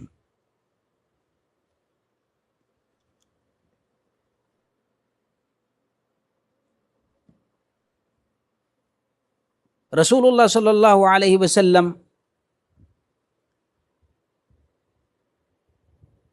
তিনি এত বেশি হায়া পোষণ করতেন যে একজন কুমারী নারীর মধ্যে যত বেশি লজ্জাশীল থাকতে পারে, তার থেকেও বেশি তিনি, একজন কুমারী নারী থেকেও বেশি তিনি লজ্জাশীল ছিলেন। আনাস রাদিয়াল্লাহু আনহু থেকে বর্ণিত, রাসূল সাল্লাল্লাহু আলাইহি ওয়াসাল্লাম, তিরমিজি, আবু দাউদ এবং তিরমিজির হাদিস এবং হাদিস সহিহ, যে রাসূল সাল্লাল্লাহু আলাইহি ওয়াসাল্লাম ইযা আরাদা কাযা আল হাজা লাম ইয়ারফা থাওবাহু হাত্তা ইয়াদনু মিনাল আরদ। তিনি যখন তার হাজতের প্রয়োজন হতো, প্রস্রাব পায়খানার প্রয়োজন হতো, তখন তিনি ততক্ষণ পর্যন্ত, অর্থাৎ নির্দিষ্ট জায়গায় পৌঁছার আগে তিনি কাপড় উঠাতেন না।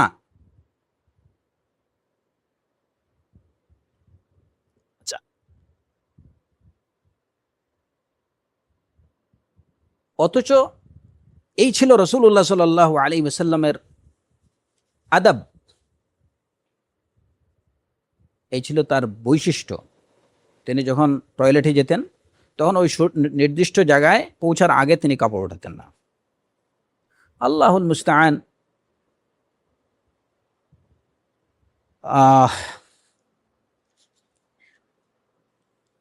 আমাদের মুসলমানদের মধ্যে দেখা যায় যে বাথরুমে কিংবা টয়লেটে পৌঁছার আগেই সে কাপড় খুলে ফেলছে, এবং এটা শুধুমাত্র যে পুরুষরাই করে থাকে তা না, বরং এই বদভ্যাসটা অনেক মহিলার মধ্যে, ইভেন এই সভ্য সমাজে যেখানে ঘরের ভিতরে প্রস্রাব পায়খানার ব্যবস্থা আছে, সেই জায়গায় তো এই সভ্য সমাজেও দেখা যায় যে এমনকি অনেক নারীরাও টয়লেটে ঢোকার আগেই তার কাপড় খুলে রাখেন, এবং এর একটা অযৌক্তিক একটা কারণ ব্যাখ্যা করেন। যেখানে টয়লেটের ভিতরে কাপড় রাখার জন্য সুনির্দিষ্ট জায়গা আছে, আপনি ওইখানে রাখতে পারেন, কিন্তু দেখা যায় যে না, বাইরে রেখেই ওনারা চলে যান। অনেক ছেলেরা টয়লেটে যাওয়ার আগেই সে তার প্যান্ট খুলে ফেলে। আল্লাহুল মুস্তাআন। অথচ দাবি করেন যে নিজেরা মুসলিমা। আপনি যদি মুসলিম হন, আপনি যদি মুসলিমা হন, তাহলে তো অবশ্যই আপনাকে আপনার রসুলকে অনুসরণ করতে হবে। আপনার রসুল কি করতেন? সুনির্দিষ্ট জায়গায় পৌঁছার আগে কাপড় উঠাতেন না। এবং প্রয়োজনের অতিরিক্ত কাপড় খুলতেন না। তো সেখানে দেখা যায় যে একদম নিচের কাপড়ের নিচের পাটটা পুরোপুরি খুলে বাইরে রেখে এরপরে গিয়ে টয়লেটে ঢুকতেছেন।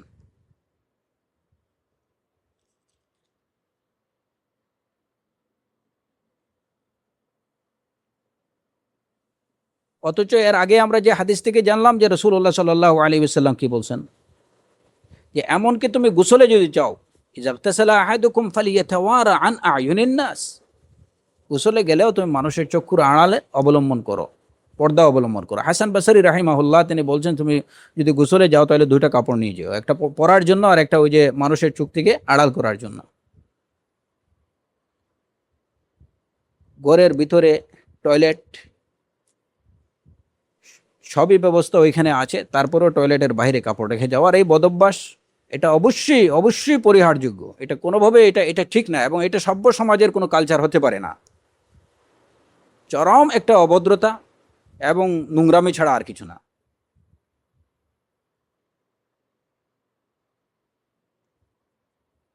তো মানুষের এই যে ফিতরাতের মধ্যে যে হায়া আছে, ওই হায়াটাকে অবশ্যই কাজে লাগাতে হবে। পূর্ববর্তী নবী আম্বিয়া আলাইহিমুসসালামের দিনের মধ্যে হিজাবের নির্দেশগুলো আমাদের শরিয়াতে যেভাবে হিজাবের নির্দেশ, ওইভাবে হিজাবের নির্দেশ ছিল না। কিন্তু ওই সমস্ত আম্বিয়া আলাইহিমুসসালামদের মধ্যে, তাদের পরিবারের মুমিন সদস্যদের মধ্যে এই হায়া বা পর্দার গুণগুলো, হায়া এবং হায়া সংশ্লিষ্ট যত বিষয়, পর্দা এটা কিন্তু হায়ারই অংশ। হায়া যদি না থাকে তাহলে কেউ পর্দার প্রয়োজন অনুভব করবে না।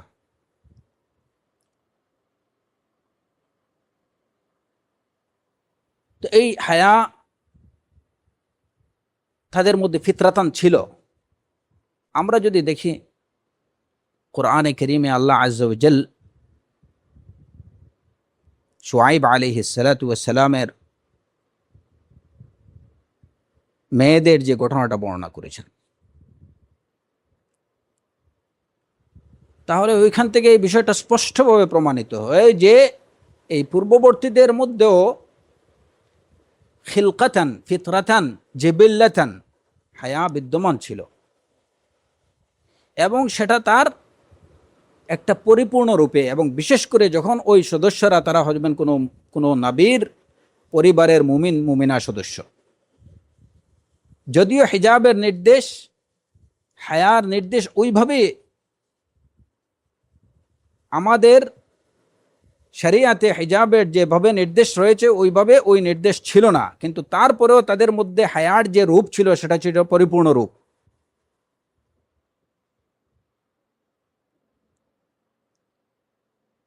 মুসা আলাইহিস সালাতু ওয়াস সালামের ঘটনা বর্ণনা করতে যে এই যে কোরআনে কারীমে আল্লাহ আযজা ওয়া জাল্লা বলেছেন, যখন মুসা আলাইহিস সালাতু ওয়াস সালাম তিনি তার শহর থেকে বেরিয়ে গেলেন ফিরআউনের ভয়ে, ফাখারাজা মিনহা, আল্লাহ আযজা ওয়া জাল্লা বলেন,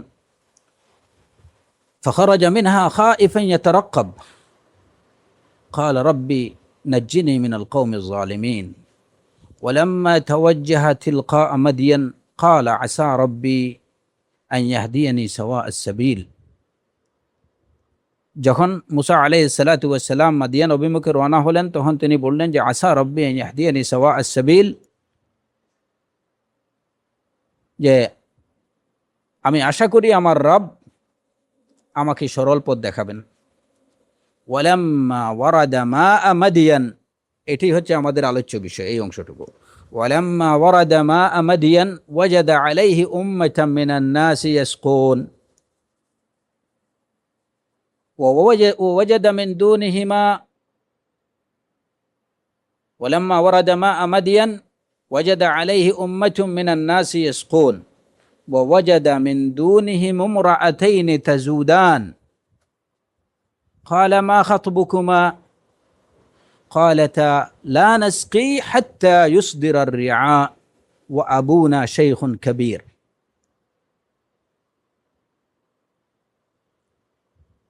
যখন মুসা আলাইহিস সালাম ওলাম্মা ওয়ারাদা মাআ মাদিয়ান, মাদিয়ানের ওই কূপের ধারে পৌঁছালেন, মুসা আলাইহিস সালাম মাদিয়ানের একটা নির্দিষ্ট কূপের ধারে পৌঁছালেন পানি নেয়ার জায়গায় উপস্থিত হলেন।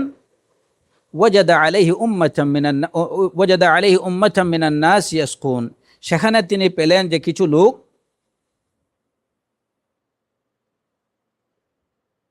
তাদের জন্তুদেরকে পানি পান করাচ্ছে। ওয়াজাদা মিন দুনিহিম ইমরাআতাইনি তাজুদান, আর তিনি পেলেন ওইখানে দুইজন মহিলাকে, দুইজন স্ত্রীলোককে দেখলেন। তাজুদান, তারা তাদের জন্তুকে আগলে রেখেছেন। কালা মা খাতবুকুমা, তিনি তাদেরকে জিজ্ঞেস করলেন যে আপনাদের কি ব্যাপার। মা খাতবুকুমা কালাতা, তারা দুইজনে উত্তর দিলেন, ওই দুইজন স্ত্রীলোক উত্তর দিলেন, লা নাসকি হাত্তা ইউসদির আর রিআ, তারা বললেন যে আমরা আমাদের জন্তুদেরকে পানি পান করাতে পারি না, পানি পান করাই না, হাত্তা ইউসদির আর রিআ, যতক্ষণ না রাখালরা তাদের জন্তুদেরকে নিয়ে সরে যায়। ও আবুনা শাইখুন কাবীর, আর আমাদের পিতা অত্যন্ত বৃদ্ধ। আচ্ছা, আমরা যদি কোরআনে কারীমে বর্ণিত এই দুইজন মহিলার এবং মুসা আলাইহিস সালাতু ওয়াস সালামের এই কথোপকথনের দিকে আমরা যদি দেখি, তাহলে এখানে কি পাওয়া যায়। প্রথমত, মুসা আলাইহিস সালাতু ওয়াস সালাম যখন ওই কূপের ধারে উপস্থিত হলেন, তখন দেখলেন যে অন্যান্য রাখালরা এখানে তাদের জন্তুদেরকে পানি পান করাচ্ছে কূপ থেকে। ওয়াজাদা মিন দুনিহিম ইমরাআতাইনি তাজুদান, তিনি দেখলেন দুইজন স্ত্রীলোক তাদের ছাগলকে আগলে রেখেছেন, ধরে রেখেছেন, ওনারা ওইখানে যাননি। যখন জিজ্ঞেস করলেন মা খাতবুকুমা, কি ব্যাপার আপনাদের, ক্বালাতা লা নাসকি হাত্তা ইউসদির আর রিআ, যে আমরা পানি পান করাই না যতক্ষণ না এখান থেকে রাখালরা তাদের জন্তু নিয়ে সরে যায়। ও আবুনা শাইখুন কাবীর, এবং আমাদের বাবা অত্যন্ত বৃদ্ধ লোক। আচ্ছা, এই অংশের মধ্যে কি আছে? এখানেই দেখা যায় যে ফিতরতের মধ্যে আল্লাহ আজ্জা ওয়া জাল যে হায়া রেখেছেন, এরই প্রমাণ পাওয়া যায় এই জায়গায়। কারণ ওই সময়ে ইসলামী শরিয়াতের মধ্যে হিজাবের যেভাবে নির্দেশ রয়েছে, ওই শরিয়াতে হিজাবের ওই রকম নির্দেশ ছিল না, কিন্তু তারপরেও ওই দুইজন মহিলাদের মধ্যে পরিপূর্ণ হায়া বিদ্যমান রয়েছে, দেখতে পাওয়া যায়। প্রথমত, যদি তাদের মধ্যে হায়া না থাকতো, তাহলে ওনারা ওইখানে অন্যান্য রাখালরা যেভাবে তাদের জন্তুকে পানি পান করাচ্ছে, তাদের সাথে মিলে তারাও তাদের ছাগলকে পানি পান করাতে পারতেন, কিন্তু ওনারা ওইখানে যাননি। তাহলে ওই সময় ফ্রি মিক্সিং এটা ছিল ওই মানুষের স্বভাবজাত, মানুষের সৃষ্টিগতভাবে আল্লাহ আজ্জা ওয়া জাল যে হায়া দিয়েছেন, ওই হায়াই তাদেরকে ওই জায়গা থেকে যে একসাথে রাখাল ছেলেদের সাথে মিশে ওনারাও একসাথে পানি পান করাবেন, ওই কাজ থেকে তাদেরকে বিরত রাখছে। লা নাসকি, লা নাসকি হাত্তা ইউসদির আর রিআ, আমরা পানি পান করাতে পারি না, হাত্তা ইউসদির আর রিআ, যতক্ষণ না রাখালরা এখান থেকে চলে যায়। এটা আমাদের স্বভাব না। লা নাসকি, এটা স্বভাব না আমাদের। তারা সরে যাওয়ার পরে আমরা আমরা পানি পান করাই, এটাই হচ্ছে আমাদের স্বভাব। যদি খিলকাতের মধ্যে মানুষের সৃষ্টিগতভাবে হায়া যদি না থাকতো, তাহলে ওনারা এই এই এই বোধটুকু ওনাদের কোথা থেকে আসলো? ছেলে রাখালরা পানি পান করাচ্ছে তাদের জন্তুদেরকে, তো আমরাও আমাদের ছাগলদের পানি পান করাবো, এখান থেকে অসুবিধা কি? আমাদেরও তো অধিকার আছে। অধিকার তো আছে বটে, কিন্তু সেই অধিকার একই সাথে প্রয়োগ করা, কখন কিভাবে প্রয়োগ করতে হয়, সেই বুটটুকুও তাদের মধ্যে আল্লাহ আজ্জা ওয়া জাল্লা দিয়ে দিয়েছিলেন, যে সেই পুরুষদের রাখালদের সাথে মাখামাখি করে একসাথে পানি পান করানো, এটা তাদের বিবেক তাদেরকে বাধা দিছে, এবং এই বিবেকটা হচ্ছে আল্লাহ প্রদত্ত। লা নাসকি হাত্তা ইউসদির আর রিআ। এর পরের অংশটুকু কি?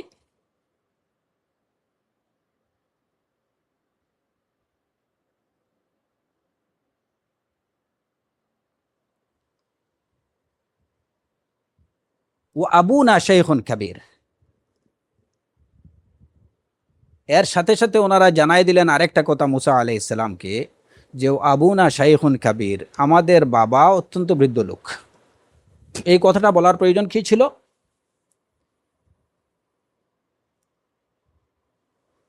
প্রয়োজন ওই বিবেকের তাড়নায় ওনারা ওইটুকু বলে দিচ্ছেন। ওই বিবেকের মধ্যে ওনাদের সৃষ্টিগতভাবে যে হায়া ছিল, ওই হায়াই তাদেরকে এই কথাটা বলতে বাধ্য করছে যে ও আবুনা শাইখুন কাবীর। কারণ কি? এখানে প্রশ্ন দেখা দিতে পারত যে তোমরা মহিলারা এখানে পানি পান করাতে আসছো কেন? পুরুষ কেউ আসতে পারলো না? খুব স্বভাবজাত প্রশ্ন ছিল এটা, যে কেন তোমরা ছাগল নিয়ে তোমরা মহিলারা তোমরা দুজন মেয়ে লোক এখানে পানি পান করাতে আসছো? পরিবারে কি কোনো পুরুষ সদস্য নেই? সে তো আসতে পারতো। কিন্তু ওই প্রশ্ন উপজাত হওয়ার আগেই ওনারা ওনাদের বিবেকই বলে দিছে যে এটা বিবেক, এই প্রশ্নটা বিবেক সম্পন্ন, যুক্তি সম্পন্ন প্রশ্ন, যে কারো মনের মধ্যে আসতে পারে যে কেন আমরা মহিলারা ছাগল নিয়ে পানি পান করাতে আসলাম। অতএব নিজের থেকেই উদ্বুদ্ধ হয়ে ওনারা ওই প্রশ্নের আনসার দিয়ে দিলেন, ও আবুনা শাইখুন কাবীর, আমাদের বাবা অত্যন্ত বয়োবৃদ্ধ, তিনি আসতে অক্ষম বিদেই আমরা এখানে আসছি। অতএব আমাদের হায়া নিয়ে কোনো প্রশ্ন যেন না হয়, তাদের হায়া নিয়ে যাতে কোনো ফার্দার কোনো প্রশ্ন দেখা না দেয়, সেই কারণেই ওনারা এই আনসারটুকু আগে দিয়ে দিলেন। নতুবা খিলকাতের মধ্যে, স্বভাব সৃষ্টিগতভাবে মানুষের মধ্যে যদি হায়া না থাকতো, তাহলে এই প্রশ্নের কোনো প্রয়োজন, এই কথাটুকু বলার কোনো প্রয়োজন ছিল না, যে আমাদের বাবা বৃদ্ধ, যে তোমাদের বাবা বৃদ্ধ তো আমি কি করব। যে কেউ এখানে পুরুষ মহিলা যে কেউ নিয়ে আসতে পারে, এতে তো কোনো আপত্তি নেই। কিন্তু না, হায়া বলে দিচ্ছে যে এই কথাটুকু বলা দরকার, নতুবা হায়ার প্রশ্নেই ওই প্রশ্ন উত্থাপিত হবে যে কেন পুরুষ সদস্যদেরকে রেখে তোমরা মেয়ে লোকরা এখানে ছাগলকে পানি পান করাতে আসলে। ও আবুনা শাইখুন কাবীর। তারপরে কি? ফাসাকা লাহুমা, মুসা আলাইহিস সালাতু ওয়াস সালাম তাদের দুজনের এই ছাগলকে তিনি পানি পান করিয়ে দিলেন।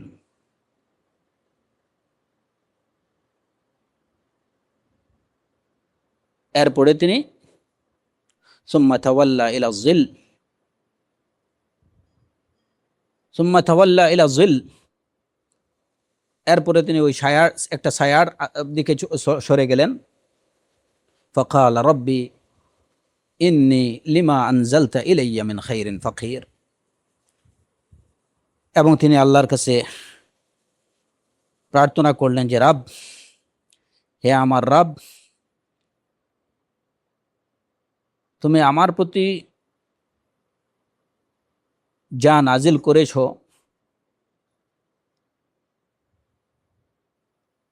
আমি তার প্রতি খুবই মুখাপেক্ষী।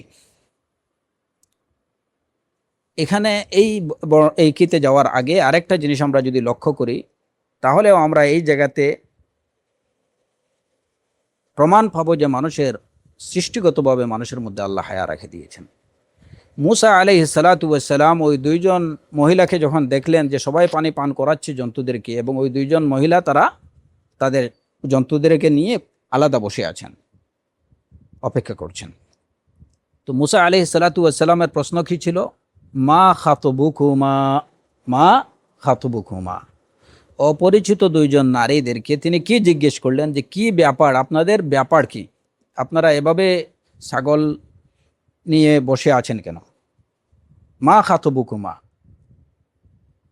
আচ্ছা, মুসা আলাইহিস সালাতু ওয়াস সালাম যদি চাইতেন তাহলে তো তাদেরকে এই যে আমাদের এই সভ্য সমাজে যে প্র্যাকটিসটা, তো জিজ্ঞেস করতেন ASL প্লিজ, ASL প্লিজ,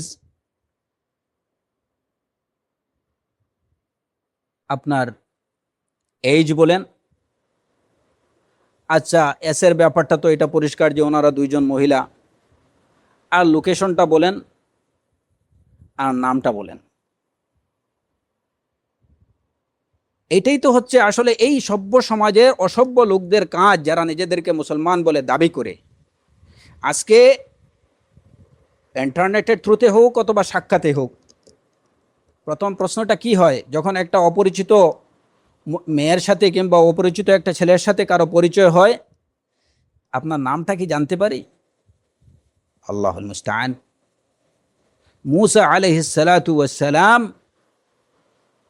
তখনও নবুয়ত প্রাপ্ত হননি, কিন্তু সৃষ্টিগতভাবে যে হায়া তার মধ্যে ছিল, সেই হায়ার ভিত্তিতেই তিনি তাদেরকে এরকম কিছু জিজ্ঞেস করেননি যে আপনাদের নামটা কি বলুন, কোথায় থাকেন একটু বলুন, বয়সটা কত বলুন, মা খাতুবুকুমা, কি ব্যাপার আপনারা এখানে এভাবে কেন, মা খাতুবুকুমা।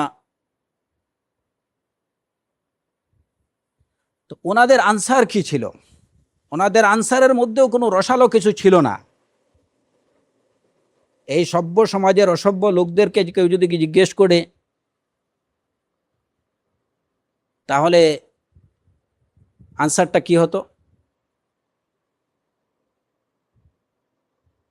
অন্যরকম কিছু হতো অবশ্যই।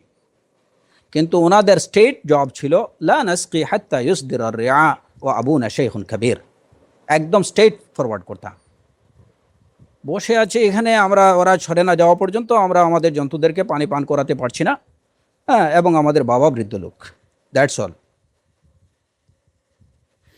যে ভাই আপনি কে, কোথা থেকে আসছেন, আপনাকে তো পরিচিত মনে হচ্ছে না, আবার দেখতে তো খুব সুঠাম দেহ মনে হচ্ছে আপনাকে,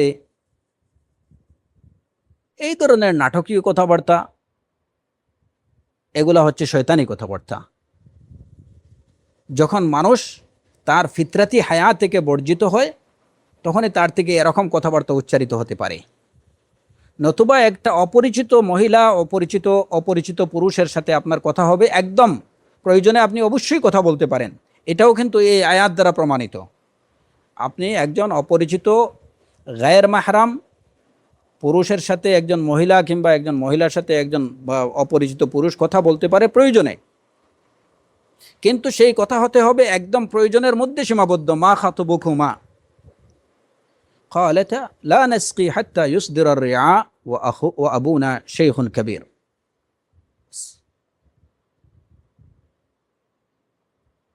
এবং মূসা আলাইহিস সালাতু ওয়াস সালাম তাদের এই কথা শুনে পানি পান করিয়ে দিলেন। তারপরে কি মূসা আলাইহিস সালাতু ওয়াস সালাম যে না আমি তো একটা কাজ করছি, এখন তো হিরো হয়ে গেলাম, তার মনের মধ্যে এরকম হিরো ভাব আসেনি, যে কারণেই তিনি ছায়ার আশ্রয় গ্রহণ করে আল্লাহ আজ্জা ওয়া জাল্লার কাছে বললেন, রব্বি ইন্নী লিমা আনজালতা ইলাইয়া মিন খাইরিন ফাকির। তার ফাকার, তার মুখাপেক্ষিতার কথা তিনি আল্লাহর কাছে প্রকাশ করলেন। তার মনের মধ্যে এরকম কিছু আসেনি যে না দুইটা মহিলার মন জয় করে ফেললাম, তাদেরকে একটু সাহায্য করলাম, এখন তো কিছুক্ষণ পরেই আমি হিরো হয়ে যাব। নবী হওয়ার আগেই তার খিলকাতের মধ্যে, তার তার স্বভাবের মধ্যে এই হায়া ছিল, ওই বুটটুকু ছিল যে না আমি এটা তো কোনো কাজ, এটা তো একদম একটা মানবিক কাজ। ফাসাকা লাহুমা রব্বি লিমা আনজালতা ইলাইয়া মিন খাইরিন ফাকির। আচ্ছা, তো দুর্বলদেরকে সাহায্য করা, এটা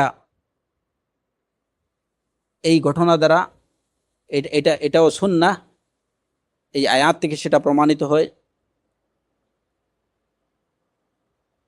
অপরিচিত মহিলার সাথে প্রয়োজনে কথা বলা জায়েজ, প্রয়োজন অনুপাতে, এর বেশি না, এটাও এই আয়াত দ্বারা প্রমাণিত। এরপরে কি, এরপরে যদি আমরা দেখি এই এই এই ঘটনাতে, যখন শুআইব আলাইহিস সালাতু ওয়াস সালাম দেখলেন যে তার মেয়েরা খুব দ্রুত মানে জন্তুকে পানি পান করিয়ে চলে আসছেন, যেটা স্বাভাবিক না, অস্বাভাবিক। অন্যান্য দিনে ওনারা যখন যেতেন তখন এর থেকে বেশি সময় লাগতো, আজকে ওনারা এত তাড়াতাড়ি চলে আসলেন, এর কারণটুকু অনুসন্ধান করার প্রয়োজন ছিল। তার মধ্যে জেলাসি ছিল, তিনি স্বার্থ সংরক্ষণের প্রতি খুবই সতর্কভাবে যত্নশীল ছিলেন, যে কারণেই তিনি তাদেরকে জিজ্ঞেস করছেন যে কি ব্যাপার, এত তাড়াতাড়ি চলে আসলে। যদিও কোরআনে করিমের আয়াতে বিষয়টা কিনা উল্লেখ করা হয়নি, কিন্তু পরবর্তী আয়াত প্রমাণ করছে যে শুআয়ব আলাইহিস সালাতু ওয়াস সালাম তার মেয়েদেরকে এত তাড়াতাড়ি চলে আসার কারণ জিজ্ঞেস করছেন, যে কেন, কি ব্যাপার, হঠাৎ এত তাড়াতাড়ি, অন্যান্য দিনে যতটুকু দেরি হয় আজকে এত দেরি হলো, এত তাড়াতাড়ি চলে আসলে কেন, কি হয়েছে? ওনারা উদাসীন ছিলেন না নিজেদের স্বার্থের ব্যাপারে, দায়িত্বের প্রতি কোনো ধরনের উদাসীনতা ছিল না। এরপরে যখন এই ঘটনা তারা বললেন তাদের পিতাকে, তখনই তিনি তাদেরকে পাঠালেন যে যাও, লোকটাকে নিয়ে আসুন। ফাজাআতহু ইহদাহুমা তামশি আলা ইস্তিহয়া, ফাজাআতহু ইহদাহুমা তামশি আলা ইস্তিহয়া, লজ্জাজড়িত পদক্ষেপে তাদের দুজনের একজন আসলেন তার কাছে।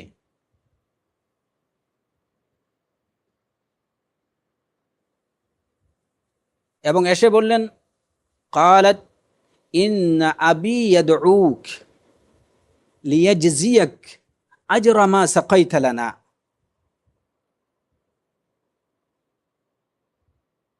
আমাদের বাবা আপনাকে ডাকছেন যাতে আপনি আমাদের জন্তুদেরকে পানি পান করাইছেন, এর জাযা আপনাকে দেওয়ার জন্য আমার বাবা আপনাকে ডাকছেন। ইন্না আবী ইয়াদউক লিয়াজজিয়াক আজরা মা সাকাইতা লানা।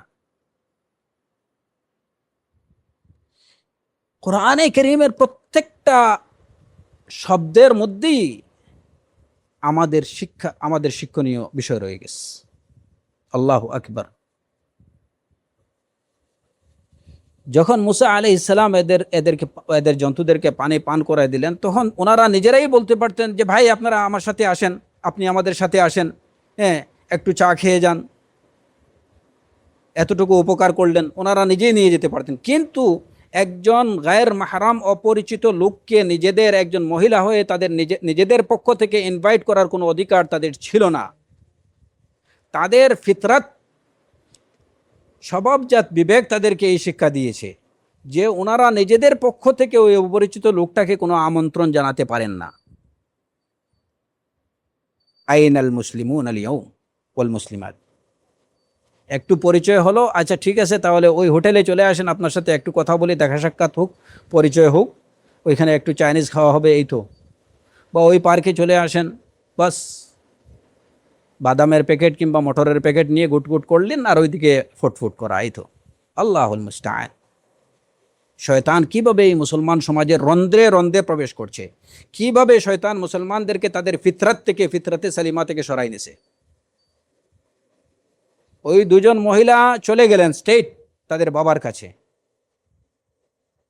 ঘটনা গোপন করেননি, এবং বাবাও যথাসময়ে জানতে চাইলেন হাকিকত কি, জানায় দিলেন।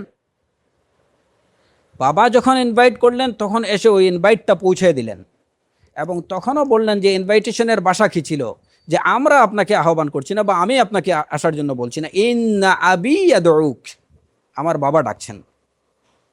নতুবা বাসা থেকে ফিরে এসে বলতে পারতেন যে ভাই আপনি আসেন, আমাদের বাসাটা চিনে যান, এতটুকু উপকার করলেন, একটু কিছু খেয়ে যান। লা, ইন্না আবী ইয়াদউক, কেন? লিয়াজজিয়াকা আজরা মা সাকাইতা লানা। এবং এটাও ছিল নবীদের সুন্নাহ যে আপনাকে যদি কেউ ইহসান করে তা আপনি ইহসান করবেন, ফাও কিছু না। ইন্না আবী ইয়াদউক লিয়াজজিয়াকা আজরা মা সাকাইতা লানা। فلما جاءه وقص عليه القصص قال لا تخف نجوت من القوم الظالمين। এই আহ্বান পেয়ে যখন মুসা আলাইহিস সালাতু ওয়াস সালাম শুআয়ব আলাইহিস সালামের কাছে গিয়ে উপস্থিত হলেন এবং মুসা আলাইহিস সালাম তার বিস্তারিত ঘটনা সবকিছু বললেন, তখন তিনি বললেন নাজাউতা মিনাল কওমিজ জালিমিন, লা তাখাফ, তুমি ভয় করো না, নাজাউতা মিনাল কওমিজ জালিমিন, যে তুমি জালেম সম্প্রদায়ের থেকে তুমি রেহাই পেয়ে যাবে।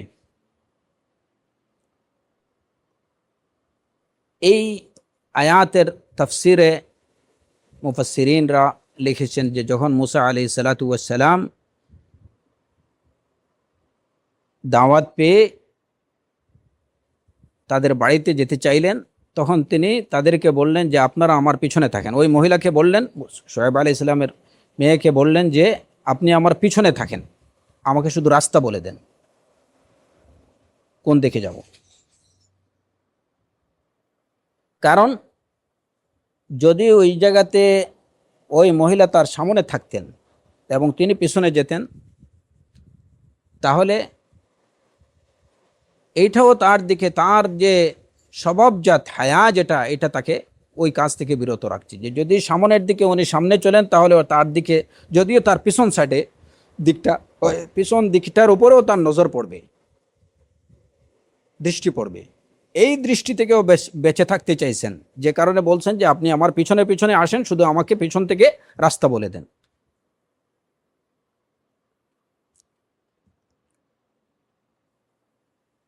قالت إحداهما يا أبت استأجره إن خير من استأجرت القوي الأمين। এরপরে তাদের একজন বললেন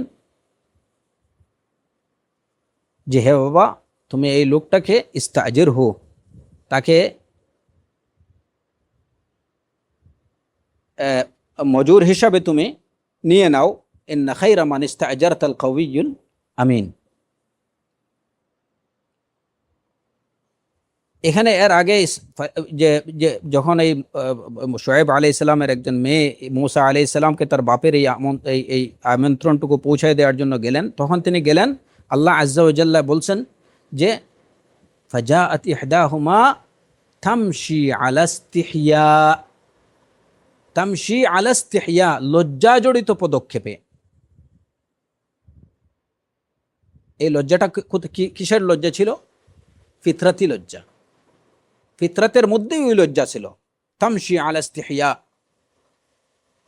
নতুবা তো উনি বাসায় গিয়ে একটু সাজগুজ করে আবার যে না এবার বাবা তো ওই লোকটাকে গড়ে নিয়ে আসতে চাইতেছেন, এবার একটু সাজগুজ করে যেতে পারতেন।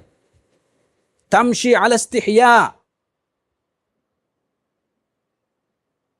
এবং তার বাবাকে বললেন, যখন তিনি আসলেন তখন তিনি তার বাবাকে বললেন ইয়া আবাতি ইস্তাজিরহু ইন্না খায়রা মান ইস্তাজারতা আল কাউইয়ুল আমিন। আপনার চাকর হিসাবে সেই হবে, উত্তম হবে যে শক্তিশালী ও বিশ্বস্ত। মুসা আলাইহিস সালাতু ওয়াস সালামের মধ্যে যে দুইটা গুণ দেখছেন উনি, ওই সত্য ওই দুইটা গুণই তার বাবার কাছে বলছেন যে উনি শক্তিশালী এবং বিশ্বস্ত। তার শক্তিমত্তার পরিচয়টা কোথায় পেলেন? যে যখন তিনি ওই যে কূপের মুখ থেকে যে পাথরটা সরাই দিলেন, যে পাথরটা সরাইতে কমপক্ষে 10 জন লোকের প্রয়োজন হতো, মুসা আলাইহিস সালাতু ওয়াস সালাম একাই সেটা সরাই ফেললেন। এবং দ্বিতীয় বিশ্বস্ততা আল কাউই আর আমানতদারি তার মধ্যে কি পেলেন? যে তিনি পথিমধ্যে তার সাথে অন্য কোনো কথা বলেননি, পথিমধ্যে তার সাথে আর কোনো কথা বলেননি, যার দ্বারা আমানতের খেয়ানত হয়। নতুবা তো হাঁটতে হাঁটতে আরও অনেক কিছু গল্প করা যেত, কিন্তু না, যে কারণে তিনি সাক্ষী দিলেন ইস্তাজিরহু ইন্না খায়রা মান ইস্তাজারতা আল কাউইয়ুল আমিন, যে এই লোকটা শক্তিশালী এবং বিশ্বস্ত। এবং চাকরের মধ্যে আপনি যদি মজুর হিসাবে কাউকে নেন, তখন তার মধ্যে এই দুইটা গুণ থাকাই দেখবেন, যে সে শক্তিশালী কিনা, তার মধ্যে শক্তি আছে কিনা, সামর্থ্য আছে কিনা, কাজের সামর্থ্য, আর দ্বিতীয় হচ্ছে যে তার মধ্যে বিশ্বস্ততা আছে কিনা। অতএব আপনি অফিসার নিয়োগ করেন কিংবা কর্মচারী নিয়োগ করেন, তো কর্মচারী হোক অফিসার হোক যে লেভেলেরই হোক, হ্যাঁ, এই দুইটা গুণ দেখে নেবেন যে তার মধ্যে ওই কাজের সামর্থ্য আছে কিনা এবং তার মধ্যে বিশ্বস্ততা আছে কিনা। এই দুইটা গুণই হচ্ছে বড় গুণ। তো ওই মহিলা তিনি তার বাবাকে বললেন যে আপনি ইস্তাজির হোক, ইন্না খায়রা মান ইস্তাজারতাল কাউইয়ুল আমিন। এবং পরবর্তী ঘটনা, ক্বালা ইন্নী উরিদু আন উনকিহাকা ইহদা ইবনাতাইয়া হাতাইনি আলা আন তা'জুরানি সামানিয়া হিজাজ। এই আয়াত থেকেও আমাদের শিক্ষণীয় হলো যে যখন শুআয়ব আলাইহিস সালাতু ওয়াস সালাম মূসা আলাইহিস সালাতু ওয়াস সালামের এই ঘটনাগুলো জানলেন এবং তিনি বুঝতে পারলেন যে আমি তো উপযুক্ত পাত্র পেয়ে গেছি, বাস আর কোনো রাগডাক নেই, সহজ কথা, ইন্নী উরিদু আন উনকিহাকা ইহদা ইবনাতাইয়া হাতাইনি বাস। এবং এটার জন্য মহর দরকার। মহর কি? আলা আনতা আজুরানি সামানিয়া হিজাজ। এই আয়াত দ্বারা, এই আয়াত আমাদেরকে এই শিক্ষাও দেয় যে যখন কোনো বাবার কাছে কোনো উপযুক্ত পাত্রের প্রস্তাব চলে আসে, আপনি তখন আর দেরি করবেন না। সোনারি স্বর্ণ চেনে।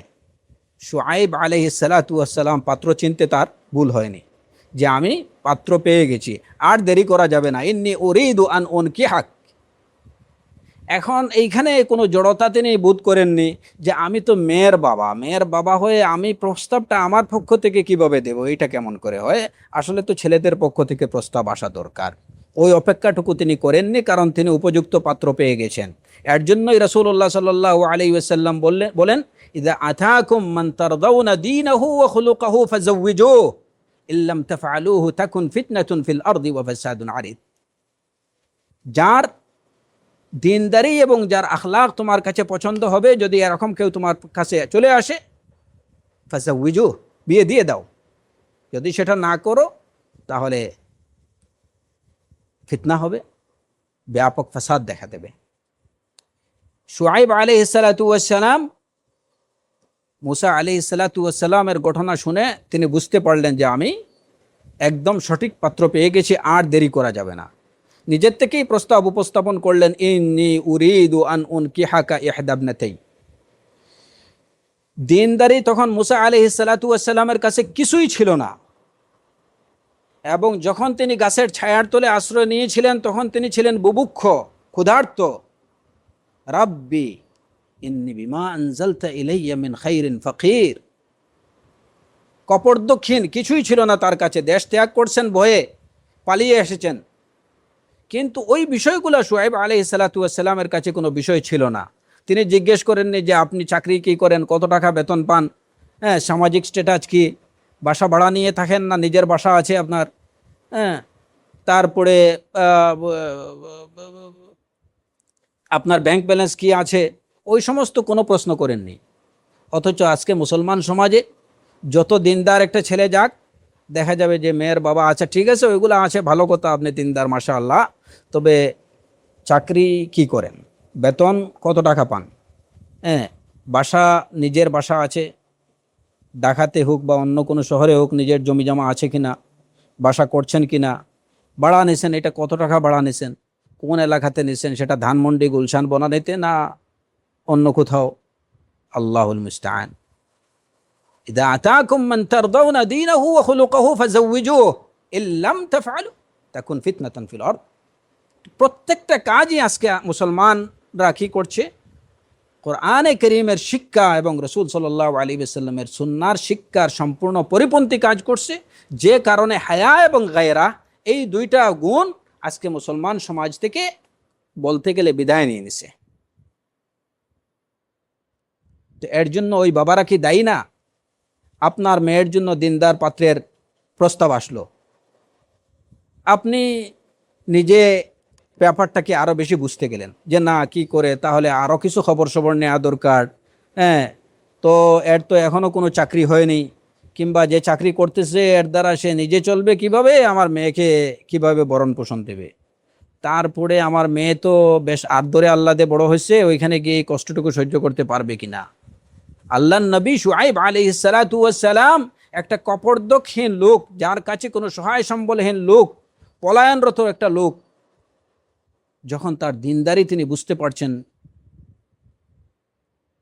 ফালাম্মা কাসসা আলাইহিল কাসাস, মুসা আলাইহিস সালাম তার বৃত্তান্ত যখন তাকে বললেন, তখনই তিনি বুঝতে পারলেন যে আমি পাত্র পেয়ে গেছি।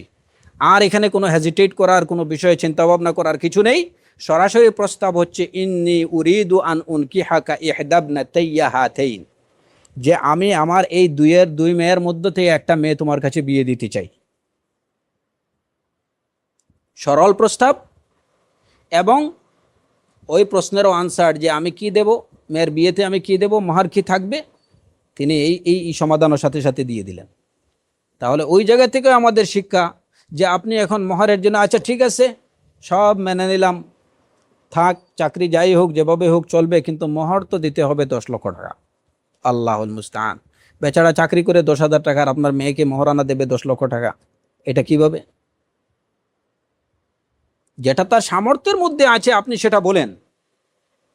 শুআইব আলাইহিস সালাম মুসা আলাইহিস সালামকে প্রস্তাব দিলেন এমন একটা বিষয় যেটা তার সামর্থ্যের মধ্যে ছিল, এবং এর মধ্যে ছিল হিকমতে এলাহিয়া অবশ্যই। কারণ তখন মুসা আলাইহিস সালামের জন্য একটা আশ্রয় খুবই দরকার ছিল, কারণ দেশ থেকে উনি পালিয়ে আসছেন, ওরা পেলেই ওনাকে খতম করে ফেলবে। তো তার একটা নিরাপদ আশ্রয়স্থল দরকার ছিল, আর এইদিকে বিয়ের জন্য একটা মোহরও দরকার ছিল। একই সাথে দুই সমস্যার সমাধান হয়ে গেল। শুআইব আলাইহিস সালাম তিনি বললেন, আল্লাহ নবী বলে দিলেন, আলা আনতা আজুরানি সামানিয়া হিজাজ, যে 8 বছর তুমি 8 বছর আমার চাকরি করবে। ফাইন আতমামতা আশরান ফামিন ইনদিক, আর যদি 10 বছর কোর্স কমপ্লিট করো তাহলে এটা তোমার পক্ষ থেকে, হ্যাঁ, তোমার ইচ্ছা। ওমা উরিদু আন আশুক্কা আলাইক, আমি তোমাকে কষ্ট দিতে চাই না। সাতাজিদুনি ইনশাআল্লাহু মিনাস সালিহিন, তুমি আমাকে, আল্লাহ চাহে তো তুমি আমাকে সালেহীন সৎকর্ম পরায়ণদের মধ্যে থেকে পাবে।